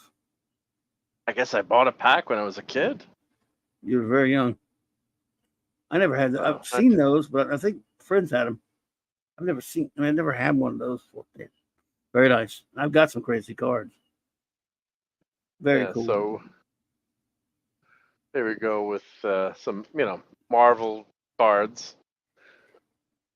I guess these really took off in popularity recently, but these are some of the old. I only have a few. I never really bought that many packs. I gotta go through. I think I have, you always have shoe boxes of cards, and I figured let me get these into binders and get them organized. But I like this Nightcrawler one. That's a pretty good one. Yep, the Cyclops. Yep. Yep. And we got Lois, Daily Planet. Cool. And of course, I had a few Superman cards. I don't know what this is from or Superman animated series. RJ Gojira. What's up, RJ? RJ, yep. Godzilla. I do have some Garbage Pail Kids actually. I haven't put them in the packs yet, but I did have a bunch of Garbage Pail Kids. And then I had a few of these Superman the movie cards. Only 3 of them. They look like they're from Drake's Cakes. So you buy, I had all those for a while. I don't know what. You had all those for a while. Lost them to one of the hurricanes. Crud. Like a lot of my Star Wars and Empire cards. These are pretty nice. These cards, I only have 3 of them. I had all the 21, ones 22, and 23. I had all the ones Get for 'em all? Superman 1 and 2. Had them all. Damn it. Sorry. Oh, freaking! I love these movie cards though. They're great. Oh wow! Whoa, those Batman ones are nice. Yeah, Look so I'll at show the those. back of that. So this was Drake's Cakes. Collect all 24 cards. Drake's Cakes. You have Devil Dogs. Yeah, so you'd buy Mom, we got to buy Devil Dogs because I want to get the Superman cards, Yeah, so if you buy them, then they would be in. I don't know how tough that set is to get today. Now, these were stickers. I remember that we had a store called Caldor in our area. It's like a Kmart or a Walmart. Nice. You'd put your 50 cents in or whatever and get these cool stickers. So I don't think it's a series per se, but maybe someone. But I thought they were pretty darn cool. So every time I go to the store, I'd buy. Let me buy one of these. These look pretty cool. I think this is 90s stuff. I think it came out around the time Batman the movie came out. So then Hungry Boy. What's up, HB? You were Angry Boy. Speak of the devil. Right? You just mentioned. Oh yeah, I was just mentioning you, Hungry Boy. Have you seen these cards before, Hungry Boy? Apologize, people. I want to show these to Hungry Boy. I thought he would get a kick out of these. So these monster cards. The father and the son. That's a terrible haircut. Just ruins my good looks. This terrible haircut. I wonder if she noticed my dandruff. So these specifically had mentioned you, Hungry Boy, a few minutes ago. And just like that, you answered. See, looked at, no cavities. So this series was called Die Laughing. If you Google it, it's from 1973. There's all these quips on here, yep. If it comes with 2 pair of pants, I'll take it. You're not going to that woman's lib meeting, that's final. Ooh, that's toxic. Whoa. Yeah. So, I thought you'd get a kick out of these, Hungry Boy. Yeah. Yeah, wait till I find the guy that sold me that hair restorer. Old school Lou says, I did before in grade 11 with more info. I did prep.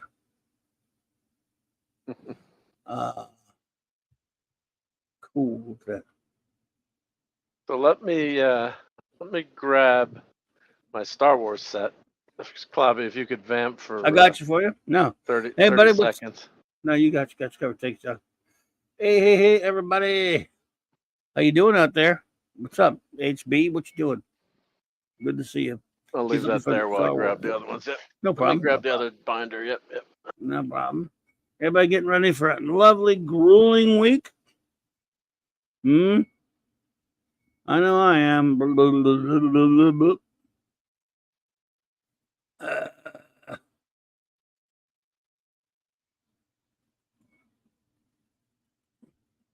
So let's see here.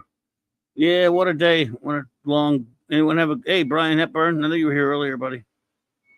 Sorry about you again there.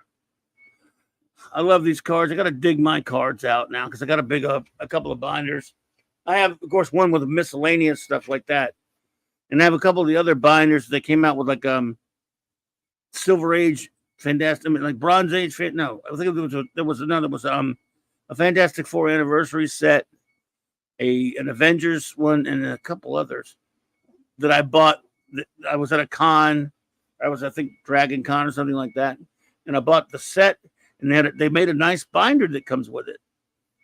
And so it was really cool. I remember a couple different, I got 3 or 4 of those with the binder made for that set. That was really cool when they were doing that. I wish they'd done some more. I got one like a Bronze Age Marvel superhero set and a couple of others. I have that old set they did in, I don't know if you remember this one, HB. I've got the comics creators card set they did in the 90s. That, of course, has pictures of with bios in the back of some of your more famous at the time, big names in the industry, which was kind of cool. I think Kitchen Sink did it, or I want to say it was Kitchen Sink, but I'm not sure. But that was pretty cool. I like that. And of course, some of my old cards that survived, many of them didn't.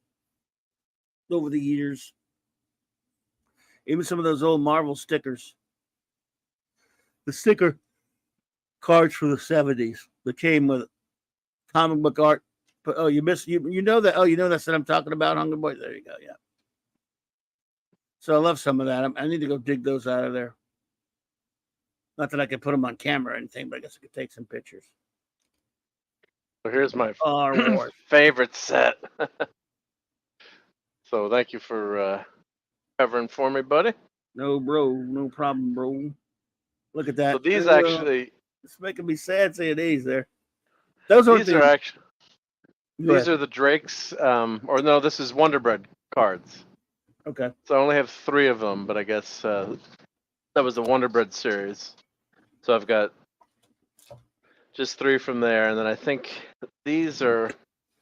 I got to flip to the back. I think they're Drake's Cakes, or so I just had a few miscellaneous cards. Let's see, this was that was the Drake's. No, Wonder Bread. This is Empire Strikes Back. Oh, Burger King. Oh, Empire Strikes Back. Yep. I just have 3 of them. I guess I got them at one point. Of course, here's probably the most collected trading card set ever. I guess is probably the Star Wars Blue series. The first was blue, then they had a green one and a red one and a yellow one, didn't they? These were in 1977. 5 series. We used to compete to get the most of them. My cousin of mine had more than anybody. We'd go over when we would go over to visit their house. We'd go in his room and we would have these cards all over the place, messing around with them and stuff. When Star Wars was just still in theaters, we were going ape shit over them. Well, yeah, because it was you couldn't. I think these were. I mean, they're before the action figures, right? Yeah. Oh, yeah. So so this was you could get the cards. This was pretty, still. I mean, I can't tell you when they exactly started coming out, but it was when the movie was out. Yeah, and we went nuts over these when these came out. Yeah. So I don't know what these are. I don't know. I guess if you have one that's really good condition, but for me, these are childhood memories. So I said, let me get these in a book finally. Got any of the greens and the other ones, or just the blues? Oh, I have a ton. I have 4 of the series, so I'll flip through. But I love how in the back, of course. I'm guessing most people in the chat have seen these, but then you could make a puzzle in the back. It would make a picture if you lined up all the cards correctly. And of course, you trash these. A lot of Topps cards. I think that's Topps, right? Did that? That's Topps, yep. So, damn, I wish I had. Yeah. I wish I had these in my Empire cards. You don't have any left, or nothing? I lost a bunch to a couple different floods and hurricanes and crap over the years, and moves and different stuff. And I'm not exactly sure what went to where, but I don't have much of my. There's parts of my cards collection Of course, I think when I had these, I may have some stuff I also sold in the 80s. So I can't keep track of what happened to it. But what happened to them and stuff. Yeah. So as you're seeing, those are cards that I'm missing. So I just put them in order. I'll have to flip through these. So my goal is to finish this blue series. I have a ton of duplicates too, so I guess I could trade with people. Man, you see these at cons sometimes, but now they ain't so cheap. Not so cheap, yeah. I don't know what an individual card here and there goes for, but yeah. So these are the cards. I have a list of the cards from the blue series that I'm missing, and if I remember correctly, weren't some cards tougher to get than others? Or is that me? No, like they printed different quantities. I don't know if I ever had a complete set. I doubt it. Now we had tons of duplicates. Between us, all we may have, Those are the ones I'm missing. So yeah. Oh, then we red. Then we got some red ones. Yep. So here's that's because this is what I'm missing on the blue. Right. This red. There was green. And then they had the stickers too. Don't forget. But I think I put all the stickers on my book, so I only have Chewbacca left. Card 66. This is the last card. And then there were 11 stickers. Nice. Then now we're going to there's the last card that was, as you can see through, but I'm hopeful, so I put them in order. So if I get the cards someday, then I can put them in the binder as I fill out the series. But I do remember some of those cards being like a friend who was collecting like number 73 or certain cards are really tough to get. Yeah. So I do have the complete red series. I think. Did I have the complete red or yellow? I can't remember which one I had complete. Was it red? I think I have the whole red series. Yeah, because that's the last. That's the last of the original blue series. Then you went to the red 67. So, 68. Yep. So so I have complete red, and I have a ton of duplicates. I have almost 2 other complete red sets. So I think once this came out, we were buying them like, Mom, I think they were 15 cents or 25 cents. Mm. I'm like, Mom, wow. can I buy a pack? You couldn't. You get 4 or 5 packs. You get home, you open them up, and then you want more. Yeah, well, then because you're trying to get the whole darn set, right? So those are fantastic. Star Wars, when it was Star Wars, it's so nice that it's just Star Wars. It doesn't say Episode 4. Yeah, it's just the first one. Yep. And I'm guessing these red ones were easier to get because I don't know, but maybe by then, blue ones came out first. And pretty sure blue was first. Yeah, blue was definitely first, but then and then red was. The phenomenon took off. Yeah, I don't know which was second, red or green. Well, it was red. No, red is set. I put them in order. Second. So red, and the cards are numbered in order. So this is card, 119. Okay. So there's, and then, let's see. So this is the end of the red set, and then you start the stickers. So Han and Chewie. That's the sticker set there. So I have every red sticker, I think. Or maybe I'm missing one. Maybe I'm missing one. But that's shouldn't be too tough for me to get. Kasparius, welcome, Kasparius. Good to see you.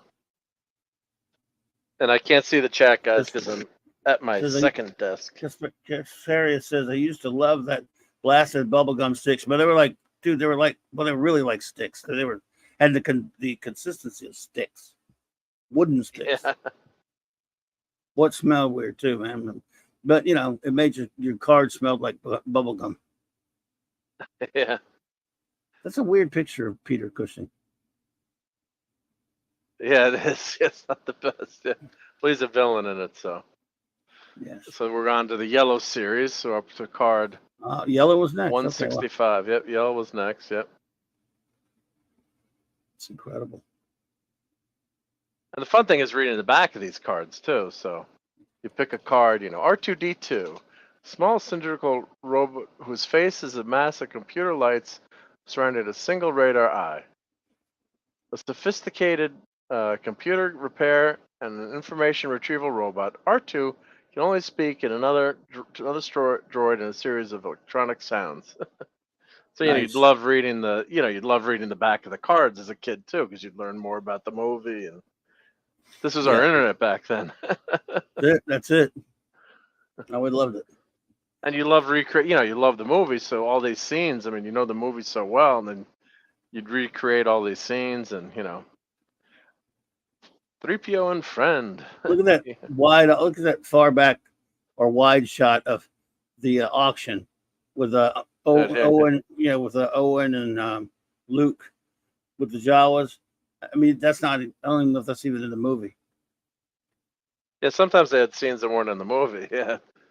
And then we move on to the stickers. So I'm missing some of those. Yep. And then the green series is next. I don't have any greens. No greens? No greens. There was a green and a yellow, wasn't there? Yeah, and then we went to orange. Orange. I could have swore there was a green. Then there's a green. I'm missing the green series entirely. And then there's a yellow. So there's 5 different series. So there's blue, red, green, yellow, orange. Okay. Right? Yeah, blue. Yeah, blue. Do you have yellow? Red, yellow. Oh, yellow, green, orange. You so have some yellow? Yeah, no, I just went through the yellow. Yeah, we just. Oh yeah, you just went the yellow. That's right. Okay. Yep, and then yellow, green, orange. For you. That's my memory for you. That's all right. I have a bad one too. Yep. My stupid short-term memory sucks as far as I can remember. So I'm missing a lot of oranges too, unfortunately. But the thing is, when I look, I have a ton of duplicates, which is frustrating too, because you have 40 or 50, 30 dupes. But I guess, like you said, I could trade them maybe, or I don't know. But I'd like to at least complete that blue series. I got to complete someday. But these are fun because they started giving you behind the scenes with this orange series. So you got George there with Greedo. Greedo shot. Han shot first. Greedo never shot. Han shot only. Yeah. Yeah. Greedo was. Oh, you got some cool. Got a lot of behind the scenes crap with these cards. It's pretty cool. Yeah, the orange one started doing the behind the scenes, which was really cool. Because unless getting a magazine or newspaper, man, you imagine what you wouldn't know. Set of these would run right now. Don't tell my wife. I don't know, but I'm saying I don't think we need it. Not sure I want to know. I don't know how expensive. I guess maybe if they're graded, maybe they'd be. Are you kidding me? David Prowse, Alex Guinness, training. Yeah, it is fun to have these. Yeah, I think I bought these cards at Boy Scout camp. I think they were selling them in the trading post there. I kept buying them. God, imagine if you had just an unopened box, Yeah. So there's the last of the stickers. So yeah, that's one of my goals is to try to get, well, especially that blue series, because that was a fun. Just remember trading all these with my friends, and then you trade for cards that you didn't have too, right? That's what you did, Clevertons, right? Wouldn't you trade for cards that you didn't have, right? To try to complete the set. Yeah. Yeah, so that was the fun. Like in school, remember at lunch, you're like, I got 50, I'll trade you for 40. No, 40 is a better card. So here, we'll flip through some of well, these are new cards, but flip through some Xena cards. Warrior Princess, yep. So yeah, these cards, the newer cards, the quality is just so much better in terms of the photos and how the cards hold up. But let's go this way; it's better. I picked these up at last con I was at. $5 for the box, complete set, $5.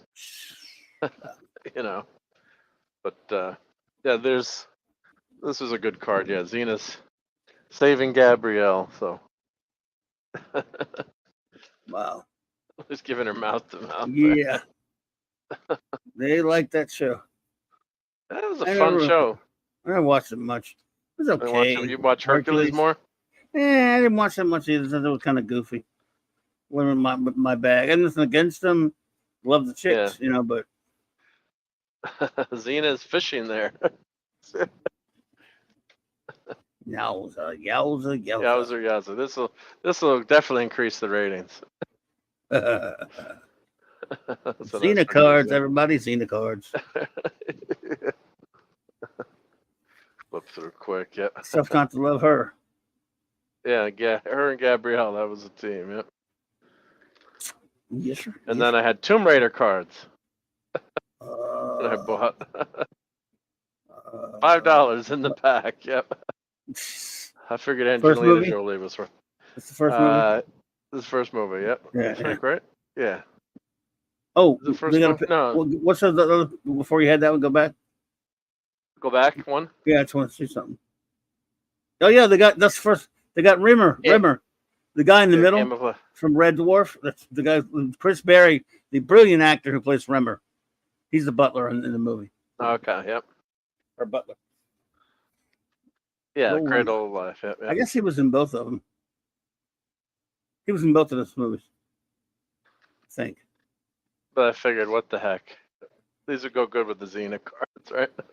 These cards aren't as good, I have to say. I thought the Xena cards, they picked some better scenes, but I can't believe how old this movie is now. You know what? This is the first one, right? We were talking about again. This is the first one. It was very useful to me. I remember it was the last time I ever got to go to Las Vegas. We happened to be that night. My kids were very young, and we were walking around Vegas, and I was tired. It was hot, and I just wanted someone to sit down, and they wanted to go see a movie. There's nothing else to do. And then with this nice movie theater on the Strip, so we went and watched this movie,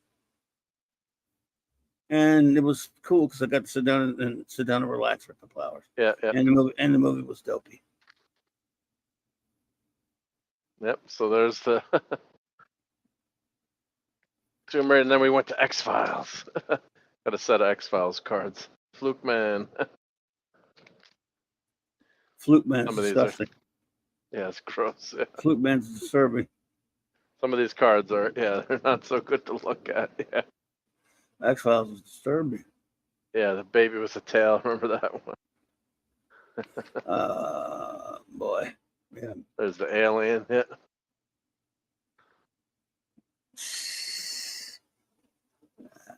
Flip through these, but yeah, it's fun to. Nice.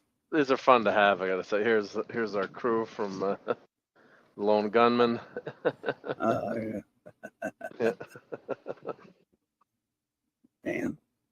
You got some cool card stuff. Yeah, these I just grabbed at the. But it's fun to have them in these binders so you could flip through them and read them. Yeah, there's more scary stuff with the flip. Wow. That was a great. I always loved the X-Files. I love the Monster of the Week episodes a lot more than the alien stuff. I thought the alien plot got too played out after a while. Just my opinion, but I thought that I kind of like when it was more like Kolchak the Night Stalker. Yeah. Versus so that was Xena Series 3 and Tomb Raider. Great Old Life. Yep. With some Green Lantern Corps. Yep. Thrown in there. Green Lantern Corps. No. Why would you throw Green Lantern Corps? You weren't. No, I mean X-Files. X-Files. Yeah. I didn't have the card. They did with those. When I bought the package, they had that was in the box. One of the foil, but they didn't have the X-File. But I guess they saved one of the. Bruce Campbell. Yeah. That's good. That's always good. Yeah. But yeah, wonder what that Star Wars gum would taste like today, right? If you that would kill you probably. If you tried to eat one, had some of the Star Wars gum. I still have for some reason back in the I love Trons. I bought a box. I was working in the comic shop.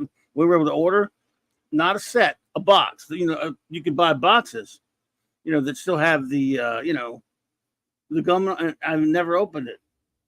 I was You never also open it. I bought a set, of course, but I still have an unopened box of Tron cards. So the gum's in there. Yeah, don't open them. Yeah, don't open them. 1982. The gum's in there. Think I should try some? Here. Well, here I have some gum in here. I'm gonna. What? I won't switch my other mics, but here, look at this. So here I have Batman. What? Oh, wow. Give it a try. Eat some gum. Jesus Christ. Don't ever. I bought some of those.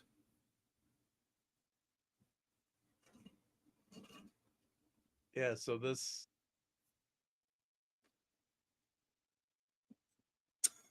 Nice. Wait till they get a load of me. But my number one hit movie.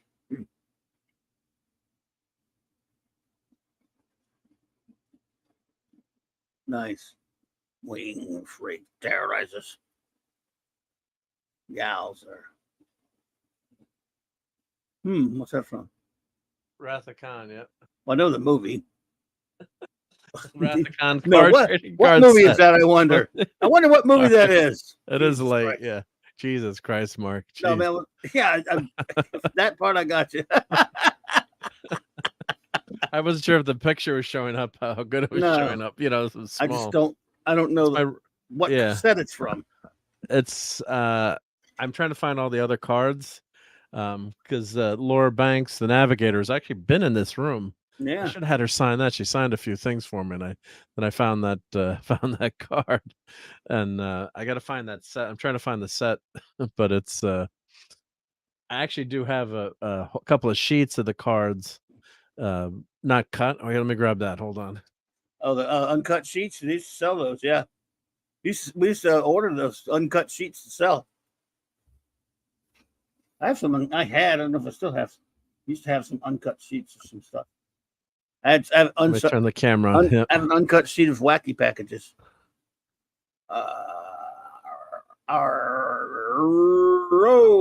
Uncut sheet. I've seen this. You showed us this once.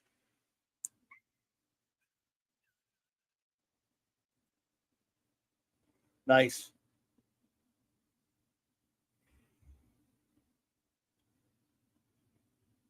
Very nice. There's a couple of copies of that. I gotta frame that and put that on the wall. That's always behind my Batman. Yeah.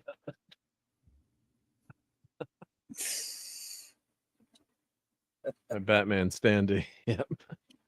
But yeah, I don't know what that set is. You know, you have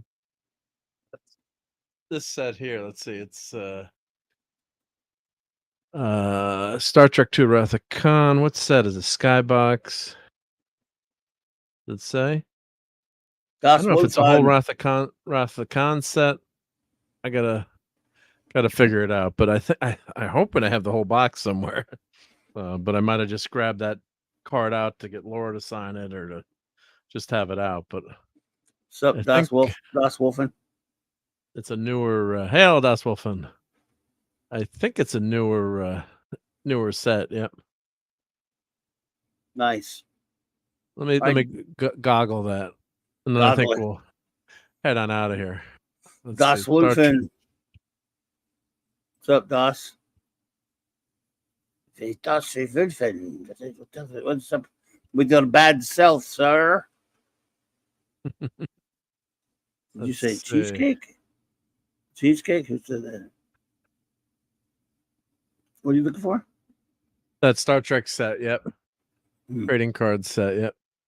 I think it was 1982, yeah.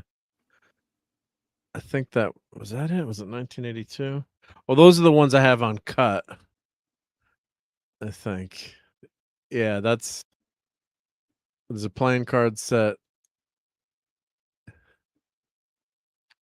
I have so much Wrath of Khan stuff, but I'll figure it out. But that was a later set that I had bought. So I don't know if it was all Star Trek or just Wrath of Khan.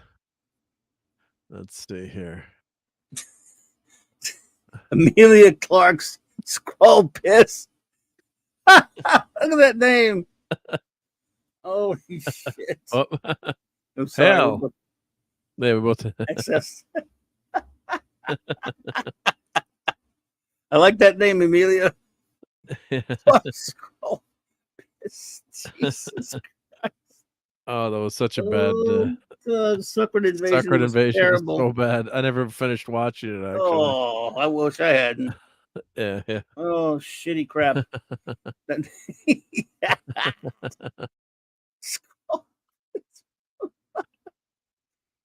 Oh my God, that's the best name ever.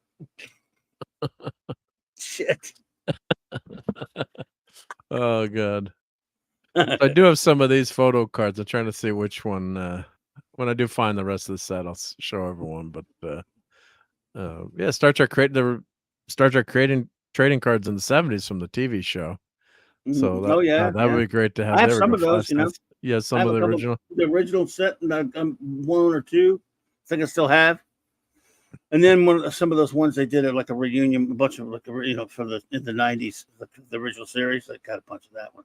But I actually either have or had like one or two of the ones from that original set that were expensive. And how about those? Have you ever seen those 60s Batman cards?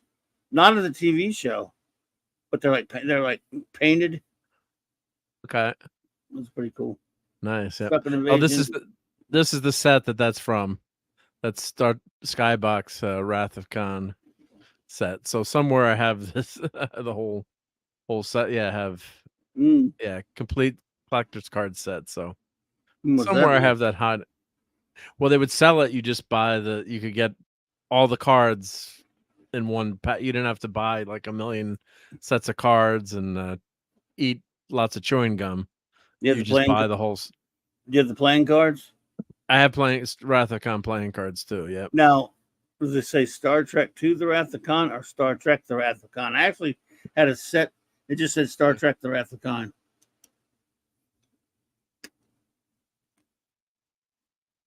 If I have them handy here, let's see. I have Incredible Hulk cards, Star Wars playing cards. I bought a bunch of those playing cards too, and I got them all mixed up somewhere. Like every time I would see one of those stores, those novelty playing cards with superheroes, with like Jack Kirby art all over it and Marvel Comics art. Some of those are really cool. They're just decks of playing cards. But I said, oh man, that's just cool. Can't find them anymore. But I have a bunch of those. And I have this set of cards too. These oversized Wrath of Khan cards. I remember those. These are cool. I was showing those. I think. Yeah, they're kind of like trading cards, but yeah, this is that Topps. Or no, it's a Skybox set. My Galactics box is blocking my access, but I think I did buy Wrath of Khan trading cards, and I try to collect everything Wrath of Khan playing cards. So I got these action figures. So yeah, it's a fun part of the hobby, and the cards are fun. Oh yeah, look, the playing cards. I see right here. Yeah, these are the ones I have. Yeah. Look. Those are the ones I have, yeah. Star Trek The Wrath of Khan and Star Trek 2 The Wrath of Khan. For some reason, I got the one that just said Star Trek Wrath of Khan. That was when the movie came out. We got those. I like that better, actually. Yeah. It says Star Trek The Wrath of Khan. It should say 2, though. It was kind of, I'm like, wait, it didn't say 2. No, that's not it right there. So what you're looking at? Oh, that's the complete, I clicked on it, but it didn't take me to right. I think the other one is the cards. Nobody. Yeah, here are the cards. Yeah, 1982. Yep. Imagine playing with Ricardo Montalban playing. Would you like to play cards and pull out a deck of those to play with? Yeah. Imagine like you're playing like in a real poker game with real serious poker players. Here, I have a hand. What the hell is that? It's Star Trek cards. It's Star Trek cards. Yeah. Well, here, I'll show these. What the hell's wrong with you, boy? Oh, I'll be away from the mic for a second, but go for it. Here's what? Yeah. Oh, there you go. Oh, yeah, that's the same ones. I have that one. I have the Fantastic Four, Captain America, Daredevil. Where did you get those a while back, huh? Yeah. I can't find them anymore. I wanted to. I messed up a couple of my sets really bad. Oh, that's cool. So I don't have that one. Again, it's the little things. It's nothing to it. But I can sit there. Look at that Hulk one, for example. Those Marvel ones. I can sit there and piddle with my hands, playing with the deck of cards, just screwing around. And of course, look at the art on them.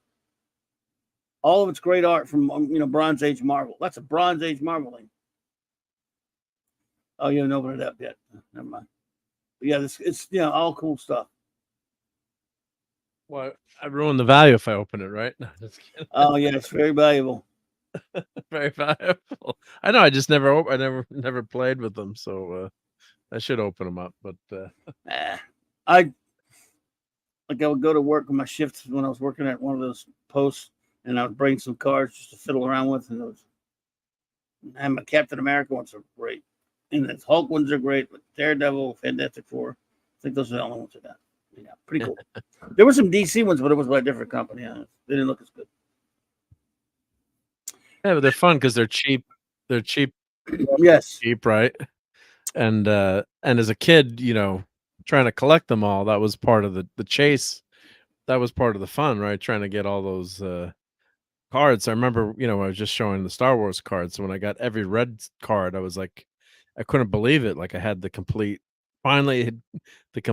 set. It was it was awesome. Yeah.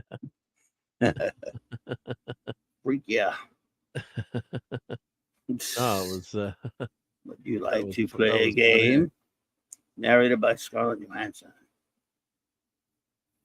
Yeah, so shall we play a game? Oh. How about global thermonuclear war? And I always got to play this clip just because. Great movie. He wasn't very old. Oh, he was pretty old. He was 41. Oh, yeah? Oh, that's old. 41. That's old. Yeah. Well, when I first saw this movie in the theater, I agreed with her. Yeah, 41 is old. Yeah. I was her age. I loved Ali Sheedy back then. Oh, yeah, she was a cute. That's the first thing I saw her in. I think that's that the one, first time yeah. That movie, yeah, yep. It's the first time I loved her. Yes, sure. And she was probably older than me, or was right the same age. As Marcus revolted the clams. Now revolt y'all by putting jalapenos in his pumpkin soup. Yeah. Here's some clams right back at you. Let's leave this clam bake. Oh, the Marvel superhero card game. Yeah, that was good. Yeah. RJ Godzilla. I'm 42. Damn. Wow. You're young. Compared to us, and especially me, you're young, buddy. All right, for just because of that, we got to play this while this is on. He wasn't very old. Oh, he was pretty old. He was 41. Oh, yeah? Oh, that's old. Yeah, it's all down here. Yeah. From here, RJ Godzilla. Yes, sir. We're all old there, Rob. Rob, you're probably younger than me, at least. Everyone here. In fact, I think, except for 70s, he may be gone by now. I'm the oldest one here. Well, 70s is 70 years old, isn't he? He's 70s year old. And Amelia follows the R&B diet. I don't know what that is, but yeah, I don't know what that is I either. should be afraid to ask. It has to do with your wrist turning up a lot. Yeah, I think. And Das Wolfen's only 53. Yeah, you're there. Oh, you're a youngin', buddy. Yeah, you're younger than us. I got 2 years on you. Yeah, and I got 6 on him. Lenrod, but who's counting? As long as you made it back to the Big 5-0, you're in this pretty much the same boat as the rest of us. But what do you say? Lenrod says I'm close to 40. Fortunately, everyone still thinks I'm 24. Yeah, get carded for as long as you can. Yep. Oh, and Amelia's got a great line. A child's wonderland of infinite imagination. Well, that's a great diet to be on. Yep. There you go. When Jill's as old as Back to the Future. I remember seeing that when that opened. Yeah. Yeah. There you go. Larry pleads the fifth. Larry's 35. But see, I'm out of this. Yeah. Kasparius says, I'm so close to 50 now. D, yep. There you go. We don't need you all to tell us, but if you want to. Yeah. I'm not sure to convert that 70s rock fan years to sheep. Yeah. But you're all are old. Yep. Yeah. Well, everyone, I think, got late early. I better, let's, oh, God, we almost went for 4 hours. Yeah. Yowza.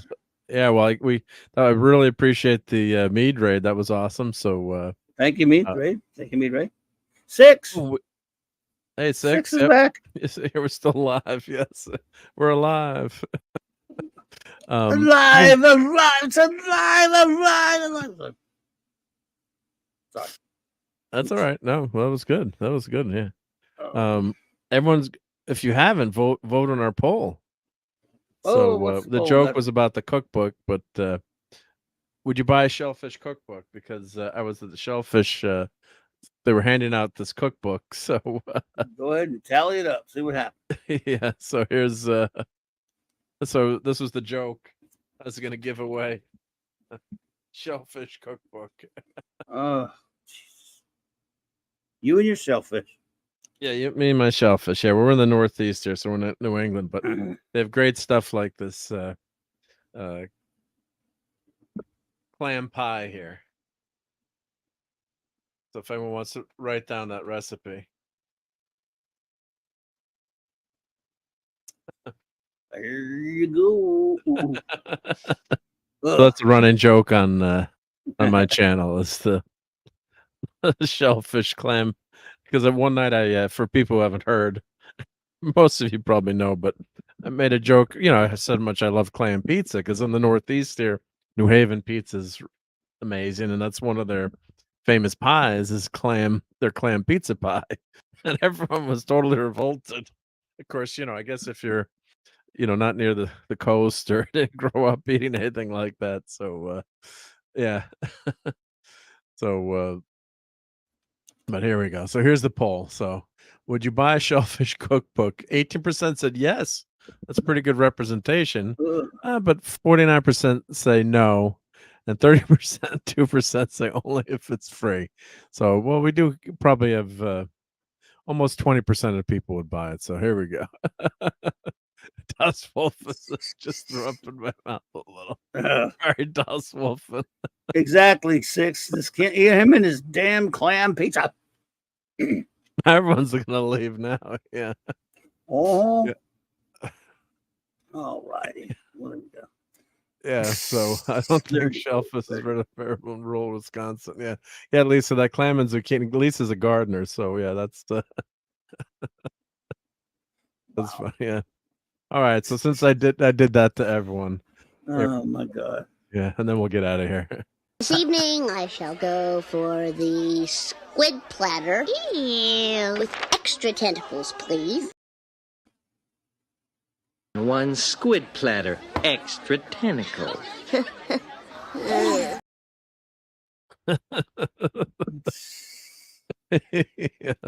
There we go. So I thought you and Mrs. were producing a cookbook. How do I get out of promoting? How do I get out of promoting that? You don't. That's okay. Exactly. Yikes, Ola. Eric's lived next to the ocean most of his life, and clam pizza, no thank you. Yep. Oh, crap. I never thought I'd find something worse than pineapple pizza, but clam pizza sounds like the worst ever. Oh my God. You go. Well, Lenrod, if you're anywhere near Connecticut, let me know. And Matthew says, don't be so selfish. Yeah. 6 says, what a relief. Yeah, no, that was, you don't have to promote that cookbook. Yeah, don't. Everyone would like a copy. I was fortunate enough to get 2 copies. Please send me an email. I'll send you the copy. Yeah, but it's actually a pretty good cookbook, I got to say. There's some fun, good stuff in here. But yeah, no, it's just like when you grow up, eating certain things. Like we had someone came from Switzerland was like, well, how come you guys never don't eat horses? We're like, what? You eat horses? Like, no, we don't eat horses. So, who said that? Some a relative from Europe. Like, no, we don't eat horses here. Not that we know of. Yeah, not that we know of. Yeah. So it's like, come on. But I guess if you grow up eating certain things, so yeah. All right. Well, this has been a really fun night. Yes. And there's still people hanging out here. Yes, Lisa. Yes. So yeah, in Europe they were eating. They're like, don't you have horse meat in the grocery? No, I'm not getting you horse meat. No. Doesn't Canada eat horses? I don't know. I know they eat a lot of craft dinner, but which is macaroni and cheese. But I don't know about you never know. Horses. Yeah. We'll ask Raquel. Yeah. Let's ask Raquel. Yep. So let me scroll through the chat and thank. We got a long chat tonight to go through. But yeah, you got a big in there, dude. So I don't know if you want to. Let me go. I'm gonna go all the way up. Wow, for 4 hours of chatting, and if I miss someone, okay, don't take it personal. Yeah. Let's go. Who was first tonight? Here we go. Oh, I gotta keep scrolling. It'll take you a while to get there. My God, and I got a fast computer too. Hope everybody had a great Sunday. This is a fun one. Yeah, I was kind of tired going to this show, and I got a burst of energy. It's always fun hanging out with everyone. And unless you were a Broncos fan, of course. But yeah. But yeah, thank you to Courtney for hanging out with us. Thank you, Courtney. Yeah, Snorter Poopers Q Burr was the first person in the chat. So Snorty, thank you. Joseph Dredd, Lisa, thank you, Dadman, for hanging out with us. He was also in the chat, of course. Joseph Dredd, Castle was here. Let's see, Brian Hepburn, thank you, buddy. Thank you for being a Patreon. Bucky's Crafting, one of Dadman's friends, was here. So thank you to Bucky. Oh, Maddie's daddy. Steve was on daddy duty tonight. Yeah. Phantom Outsider. Fanty. Let's see. Fanty. Let me scroll back through. Princess Fiona, of course. Thank you. Larry. Yeah. I said Phantom Joe Dog was here. Thank you, Joe Dog. Let's see. Lenrod. Let's see. Masters Maniac Mexico. Hope you're doing good. 0017335. I was also here. Stopped by for a few minutes. Stream Element Spot. Out of the Stream Element Spot. Let's see. I know I'm going to miss some people. I'm going fast now. And of course, Six was here and is still here. Six. Thank you, Six. Love you, Six. Tom stopped by too. We had that big mead raid. So yeah, mead raid. Your Muslim Uncle, Punk Waddle. Yeah. MMM, Matthew Pounder, Wagner was here, right? Yep. Brogu was here. Let's see. And Courtney was still in the chat at that time. Let's see. Who else am I forgetting? I think I got everyone. Yep.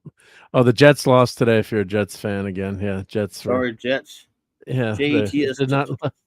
Bubba Doom, hail Bubba Doom. Bubba Doom.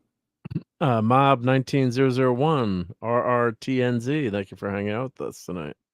But nobody lost worse than the Broncos today. Oh yeah, that was painful. Yeah, our high school football team beat a team like 70-24.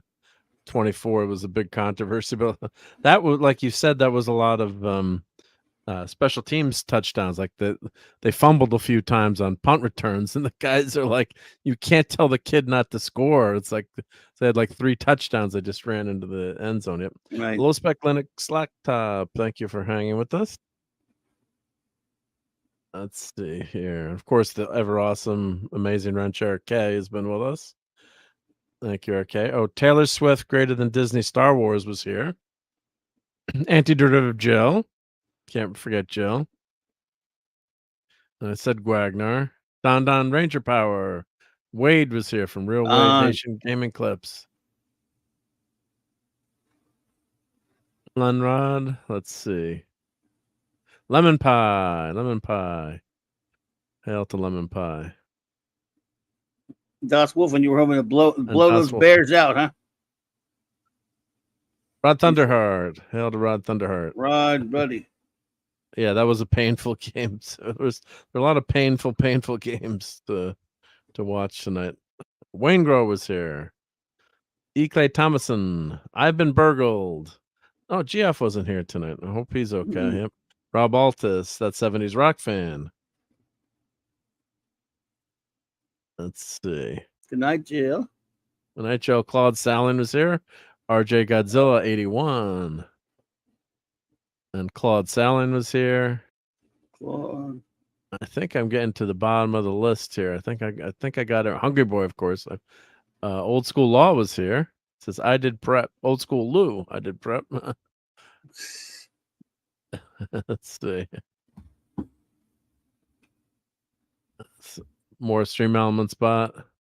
I think we got everyone. I'm joking. You know, the Casparius was here, of course. Thank you, Casparius. And of course, Clobby's favorite new friend, Amelia Clark Skull P. His favorite new name. I love it. Don't be a stranger. Don't be a stranger. Yeah. So, but yeah, this was a blast tonight. We got our clam jokes in, as Matthew says. Never eat anything that lives in the mud. Yes. And we've been going. I think we'll get out of here before we hit 4 hours. But what do you got going tomorrow night, Clobbering Times? Well, at 6 Central, 7 Eastern, I'll be at my good buddy J-Man's channel doing our as we do 3 times a week, our Legion of Superheroes review, chronicling all of their appearances from the Silver to the Bronze Age, and that's always been a lot of fun. It's on J-Man's channel with the great Sean. Look at there's Tom. Hey, Tom. I'm sorry. Yeah. Thank you, Tom. Yep. I thought we might bug Tom to come hang earlier, but I mean, he's done like 7 streams today. So I mean, he just got through doing the meet and stuff, so we were getting out of here anyway. But what was it? And then of course tomorrow night I'll do my own show, 9 p.m. Central Standard Time. I'll be what do I thought I had something planned. Maybe I didn't. Maybe I did. Maybe I do. Larry, the next Bob Haney will be Bob Haney's always our Earth Bee. Bob Haney is always the Bees Monday of every month, the second Monday of every month. So thanks for asking though. And then of course Monday, Monday on my channel and Thursday on my channel we'll have as for those who don't know, again, remember the next 2 Thursdays and the next 2 Saturdays, Raquel will be gone. She'll be doing something, doing some hush stuff at home, some work things she has to take care of. So we will be, unfortunately, we will not have her for a couple of weeks, but then she will be back after that, and we'll get under our regular schedule. It's sad. We're gonna work through it though. Try to survive. Yes, and so there you go. And yeah, it happens. Well, thank you for being here, Clobbering Times. Thanks for having me, buddy. Sorry about your Saints today. Yeah, they blew it. The jerks. They blew it. Yeah, they blew it. Yeah. And the season got ended anyway. But hey, let me tell you something. Half the NFL lost and half of them won. But nobody lost like the Denver Broncos, 70-20. That's legendary, hilarious. And it's our ex-coach Sean Payton. Ouch. Well, the Giants didn't fare that well either. All right, your Giants lost, my Saints lost, Dadman's Jags lost, and tomorrow night Courtney, who was here, I hope her Eagles wins. It'll help us. Yeah. Yep. But the Giants look respectable for a few quarters, but yeah, it wasn't good. You're missing your running back. It's not good. You're missing your Saquon Barkley being out. It's not good. Yep. 2 Dadman's teams lost because the Cowgirls got their crappers kicked too. Yeah. Right. Yep. 70-20. That's 70 like a high school points. And like I said, we were talking about that at the beginning.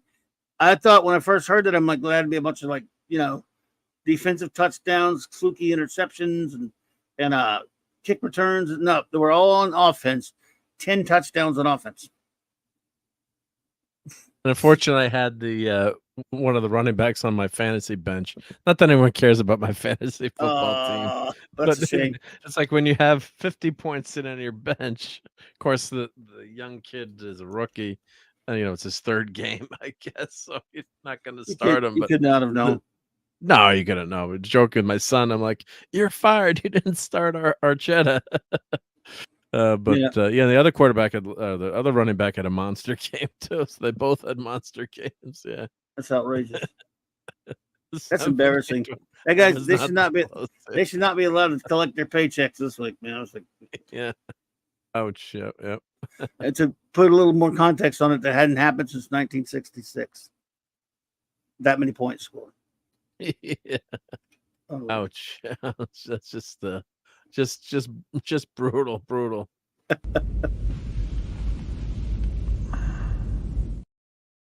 Yeah, it's just. Oh my Lord, Das Wolf, and you had Tua. Oh, good Lord! I mean, I don't know how much of those yards he racked up, but if you had him in Mahomes today, you must have won big time. Yeah, I would hope so. Yeah. So, congrats, you won this week. He had Mahomes and Tua. Jesus Christ! Mahomes had a great game too. Yeah. Good stuff. Did you know? Like Travis Kelce too. Oh yeah, Travis Kelce with his freaking Taylor Swift. Who does he think he is? Romo? Yeah, right. Yep. All right, everyone. We hit 4 hours, so now we're going. All right, everybody. 4 hours. Have a good one. Really appreciate everyone being here. Everyone have a great rest of the week. And if I miss shouting you out, I apologize. Because I'm an idiot. Review on our banner here. One Piece, 2 thumbs up.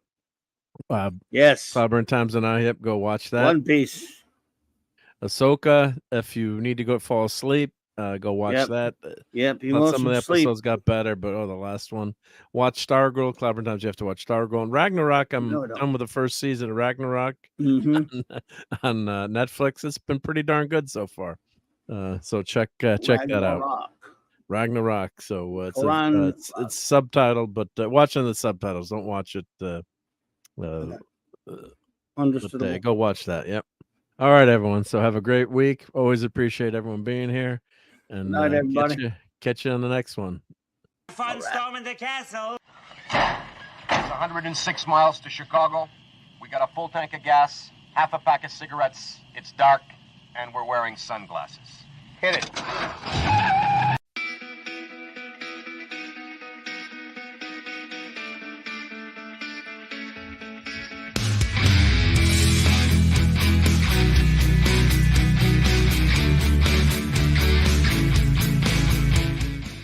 Still here? It's over.